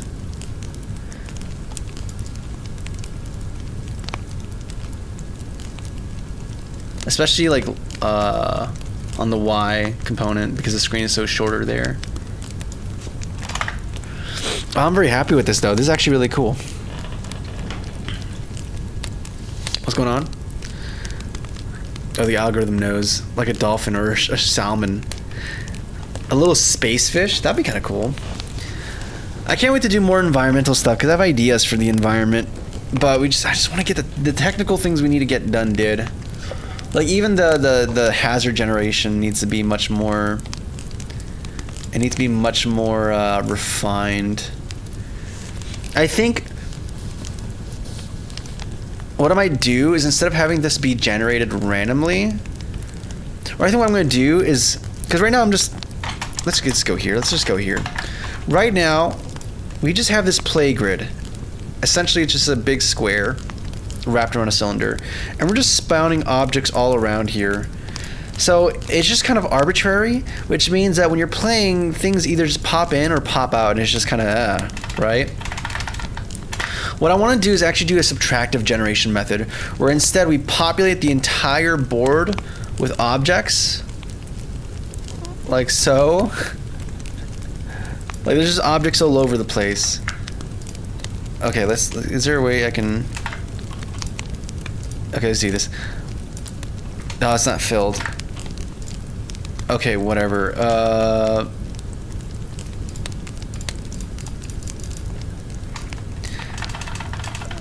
Is there no simple, like, I just want to fill and then subtract. Whatever. We fill the entire board with like hazards and whatnot, right? The whole thing is just blacked out. And then what we do is instead, we procedurally subtract a path from point A to point B, from X to Y, through this. Oh my goodness, you're killing me. Okay, this is what we're gonna do. Here we go. So we generate paths through here, subtracting everything in the wake of it, so that instead of just random obstacles that are popping in, instead there's like this environment that the player is actively responding to. So it's not like something is coming out of nowhere, or if it's something coming from somewhere, they know specifically where it's going to come from. If there's a hazard, it's going to be like one randomly placed in the middle of the path, and you can react to that potentially. But it's like it's easier to keep track because your focus is along this path, not from every which way. So I think that's what I'm going to do. I'm going to try making like a subtractive generation method, so that the player instead has like this network of paths they can take, and hopefully it'll make it feel more intentional. The background, yeah, the background, everywhere where it's black here is where the background is still going to be visible. It's just that there's going to be like a very distinctive thing that's going to be occupying the front. Melon, do you hear the flippity jibbity jibber jabber? That's me, man. It's me talking. I'm not sure if I want to, because honestly, if we're going to do that, like I almost want to make something a bit more sophisticated, because I could just make a bunch of like hazard, like I'm saying subtractive, but really it's going to be something like this with the cells we have, where it's going to be like, all right, there's hazards here and here and here, and it's like a line to a grid, and then down a little bit, and you're going to have hazards that appear that way. But I almost want to be like, hey, let's just we do this, and then maybe we do some kind of algorithm to generate topology. Like, this is stupid, all right? But this would be kind of cool if we have dynamic meshes. Like we generate, because what we're doing is kind of what we do with like volumetric data and creating meshes, right? Where it's like, if you have a bunch of spaces, discrete space, and we have a definition of, hey, this is solid and this is absent, you can like generate a very simple rudimentary, like, and not even a signed distance field. It doesn't have to be distance. You just have something that's in or out, and then like, or actually we could just do like a signed distance field or something. And then like from there you can march through the array or the buffer and like start knitting together geometry, because okay, we know like between here and here, that's where it flips from, you know, filled to not filled. Let's set the color. So then you can like set vertices at different points, and so then you have a image of like, okay, here's where all the vertices are for this particular shape, and then you can like stitch it together and not just generate a flat thing, but then you can extrude it upwards and it will just kind of work Let me move this. Or maybe even add like some other rules to generate interesting topology on there for different heights or whatnot. Depending if you want to be more organic or make it more mechanical. But either way, we can create these meshes, the procedurally generated meshes, have it be extruded, and now when the player is playing, like there's this actual physical 3D thing that's jutting out.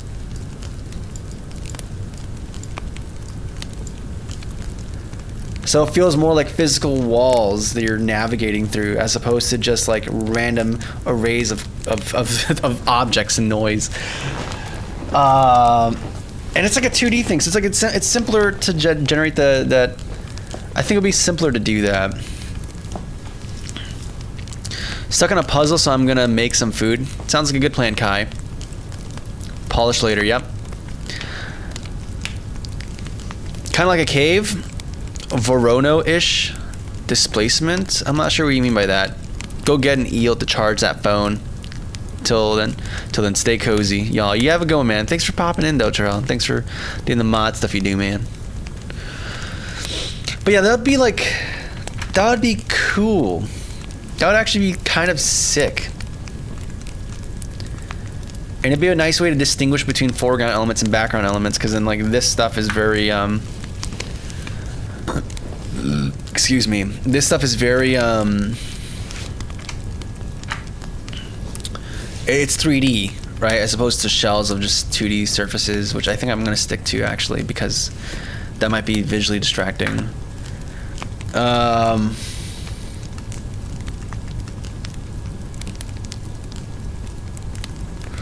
Let me check something. Is burst compilation supported on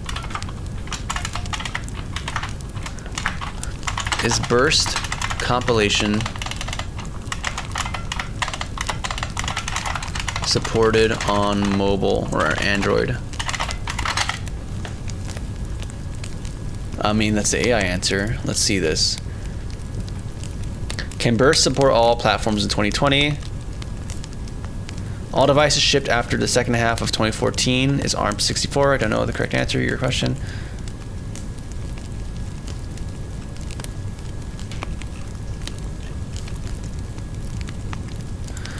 I'm assuming it should be burst compiler, because I've seen options for ARM64 compilation on there.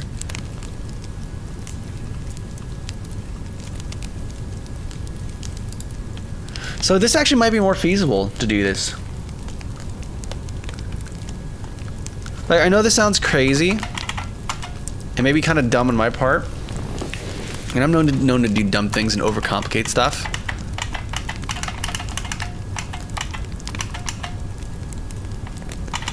But I can't help but feel like this would be really cool, having like this kind of structure to the world.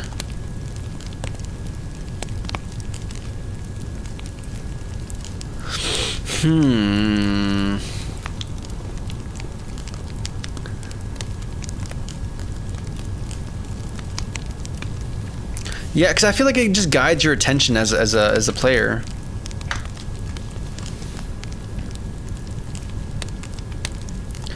I almost wonder if you have the camera rotate around, because right now the camera is very fixed this way. Maybe we keep it like that so you keep your bearings, but yeah, I know I think we have to do that. Never mind, I'm not going to entertain that thought I had. This is sick though. This is actually really cool, a really cool idea if I actually end up doing it well. And let's look at the code for the game board.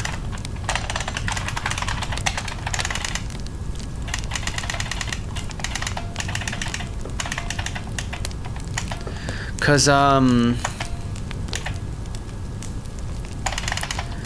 yeah, what does this board look like? We have the model, which is just a list of entities. And right, that entities are just limited to this. So we have to make a separate map. of like the same dimension size.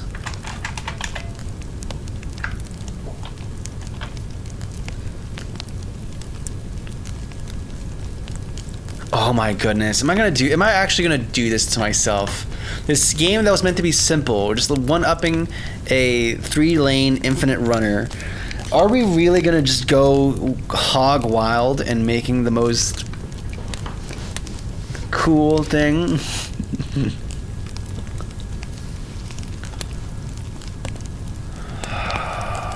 I mean, the view kind of works for that.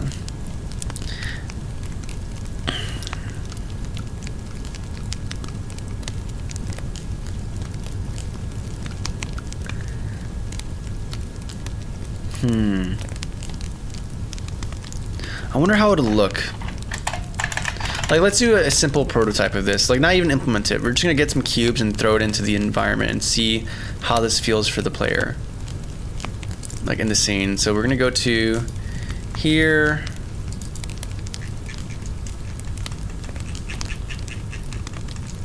Okay, here we are. Where is the character? That's where they live. Cool. And then what we're gonna do is we're gonna create some new test stuff. I'm gonna get rid of all this materials we have here. So I don't think they're vastly necessary right now. And what we're gonna do is just place some cubes. They're gonna be kind of representing the generated mesh and maybe make a vague little path for ourselves.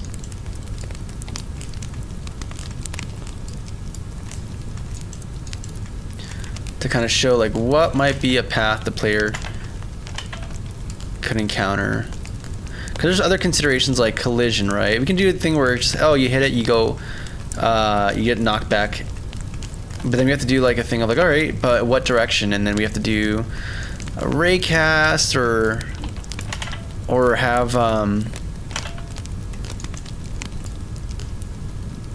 like, it's not as simple as the collisions we're doing for other characters. That's the point I'm kind of making. Like, before we just had a simple test against spheres and boxes. This is gonna be more of a complex mesh, procedurally generated mesh topology, which means that assumptions you may have had before may not work here. No, I'm gonna try it out, Melon. Okay.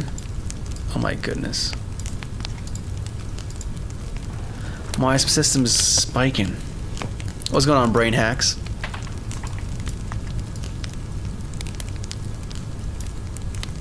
I mean, that simple little thing doesn't seem that bad. How far can I extrude this out on the Z-axis before it becomes, like, distracting?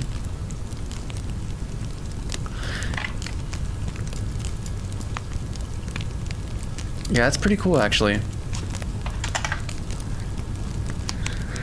Okay. So this is for sure one option. There's actually a few options here. We can do the procedural mesh generation by like computing a kind of sign distance field thing. Or we can have like a set piece where we have like, or a tile system for mesh, where we have like a set of meshes.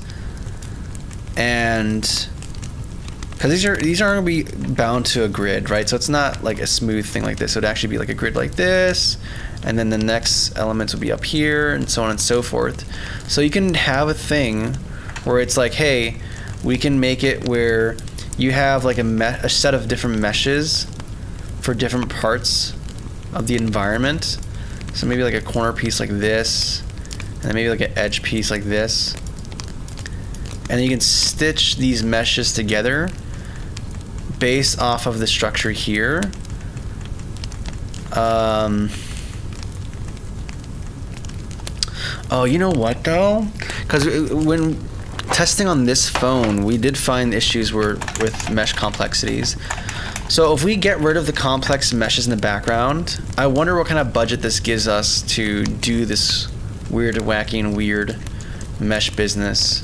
I think If we do this route, though, it would be easier to cull meshes that are not going to be rendered because everything's already in discrete segments. Whereas over here, we do like the procedural mesh generation. You're going to have like entire chunks are going to have to be drawn, even if like only one little part is actually being displayed on screen. Whereas here, we have these bunch of chunks that are going to be broken up into little discrete pieces. I almost want to try to do that. And we also have a thing for culling meshes as well, so we can just do that.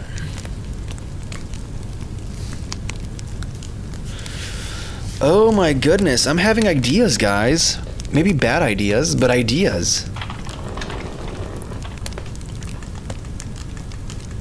Yeah, because then, like, what would you have? Like, what circumstances do you have for, like, a grid like this? So you have circumstances where this is... So you have to worry about which scenarios. When you have... Let's just draw it out. Let's just draw the different possibilities that it can exist. And the fact that we have burst on our side here is like super exciting because it opens up doors I would never have considered before. So if you have like... There's this configuration... So if you have a neighbor here, you're gonna do like you're gonna have one. You have one for this kind of configuration. Maybe we'll do one for the cross configurations as well, like this. Of course, there's gonna be this kind of configuration to worry about, as well as this also alternate. And then there's also, I should really draw the cells so you can see what kind of scenarios I'm painting out here. And in fact, let's use a different color too while we're at it. Let's use, I don't know, red. And a smaller, oh, that's the smallest you have? Oh, you're tearing me apart, Lisa.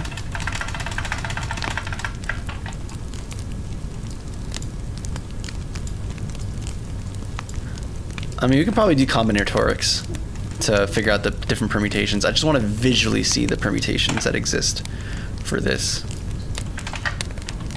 I would like to select this, please. Thank you.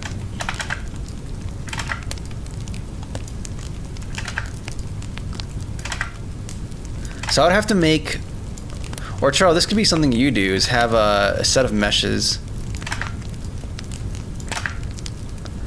Because then it gives us freedom to make things visually distinct per environment.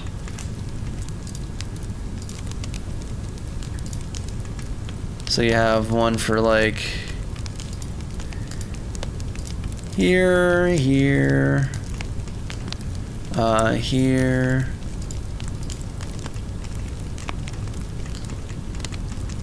In fact, the object pooling system we have would work perfectly for this kind of thing as well. Because then we could just recycle the objects to occupy what exists on screen and what's needed on screen. Of course, verticals.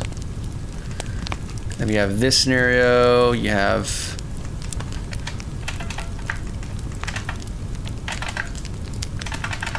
I'm pressing undo.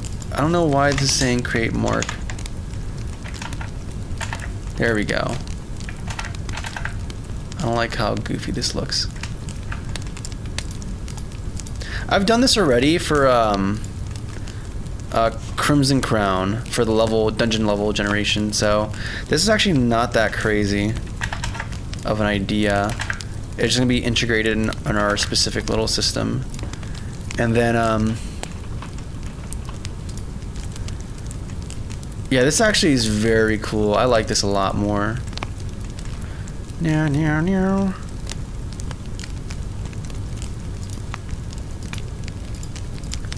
And then more permutations would be like this scenario here.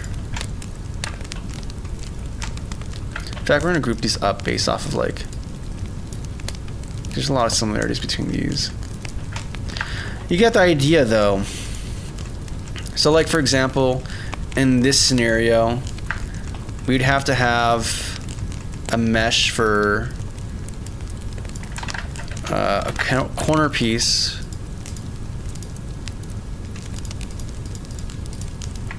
But the way it's represented can vary wildly based on our application. So, like, for example, let's do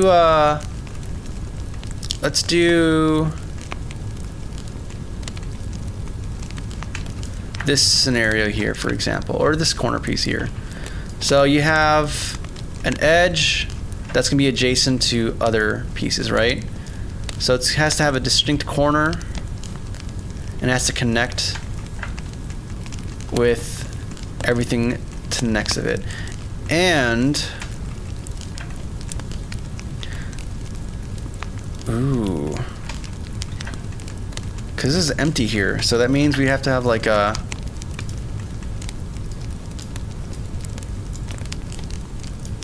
edge like that. But anyways, like, you'd have this mesh that can come down like this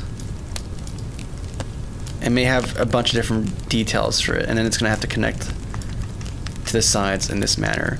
So, like, you can have something where this is like an office building, or maybe it can be like some kind of mechanical shaft, or it can be like, hey, this is actually terrain, so this is like an ice mountain type thing, and there's like snow around the edges of it.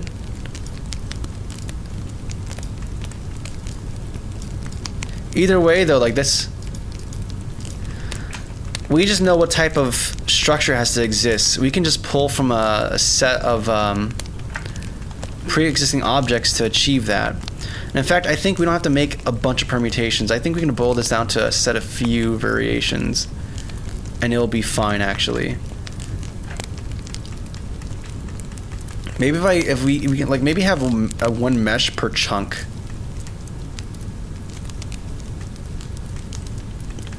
Or one, yeah, like a chunk of like 9 or 3x3 grids. Ooh, it does sound like a wave function collapse algorithm. Yeah, it is. It's essentially if a wave function collapse algorithm. That's exactly what we're doing. We're just gonna have a set of different permutations, and as you go through this, the only thing is that unlike a wave function collapse algorithm, you're just not starting with the whole state already defined. In our case, the entire state is already defined. We're just applying some kind of tile rule to it. And essentially, this is what we're doing, is creating a tile rule, except instead of for 2D geometry or 2D sprites, we're using 3D geometry for this.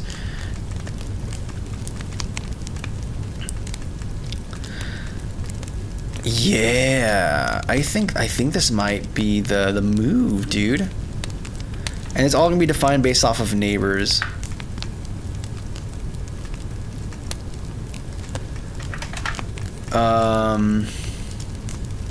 Cool. I'm gonna have to make some sketches, and then I'm gonna have to reach out to Terrell and maybe do another round, but now with this thing. Oh, my bad. I didn't realize I was out for a while. But I think this would be the cool thing. I think this would be the sick Chad thing to do. So we're gonna have to test some things. This generator, I think it's actually gonna be pretty straightforward, if I'm gonna be real with you. Like every single, like you're just gonna have multiple different, let's call them threads, a thread that's gonna be cutting through and getting to the end, because we're not making a deterministic, we're not making one path. It's just, there has to be a certain number of paths from start to end. That's all that matters. Yeah.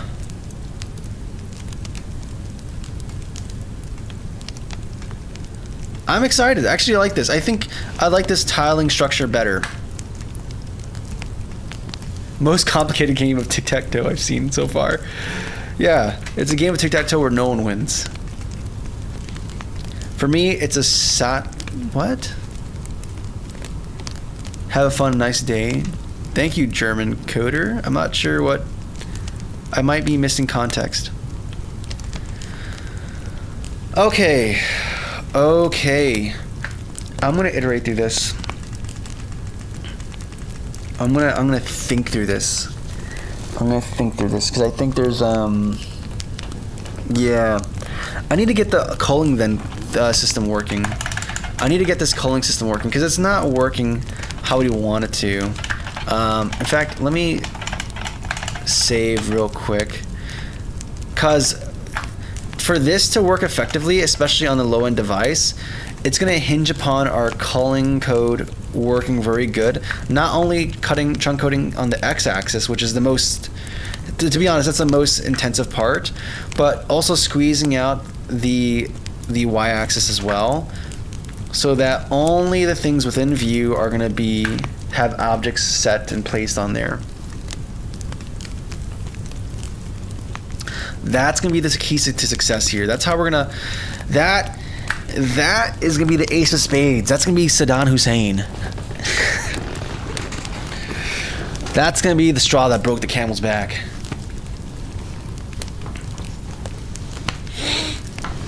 Oh, man.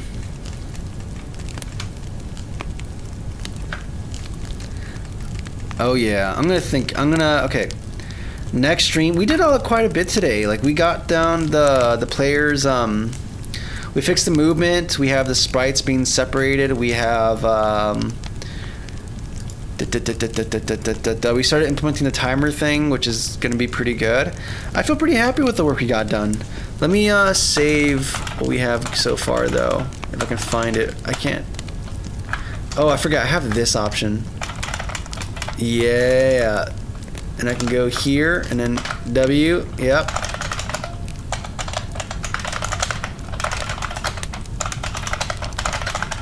And then we fixed the sunlight direction thing. Though in this case we only really scene changes and UI upscale or joystick upscale. I didn't finish the other part of it. Whatever, we'll get there eventually.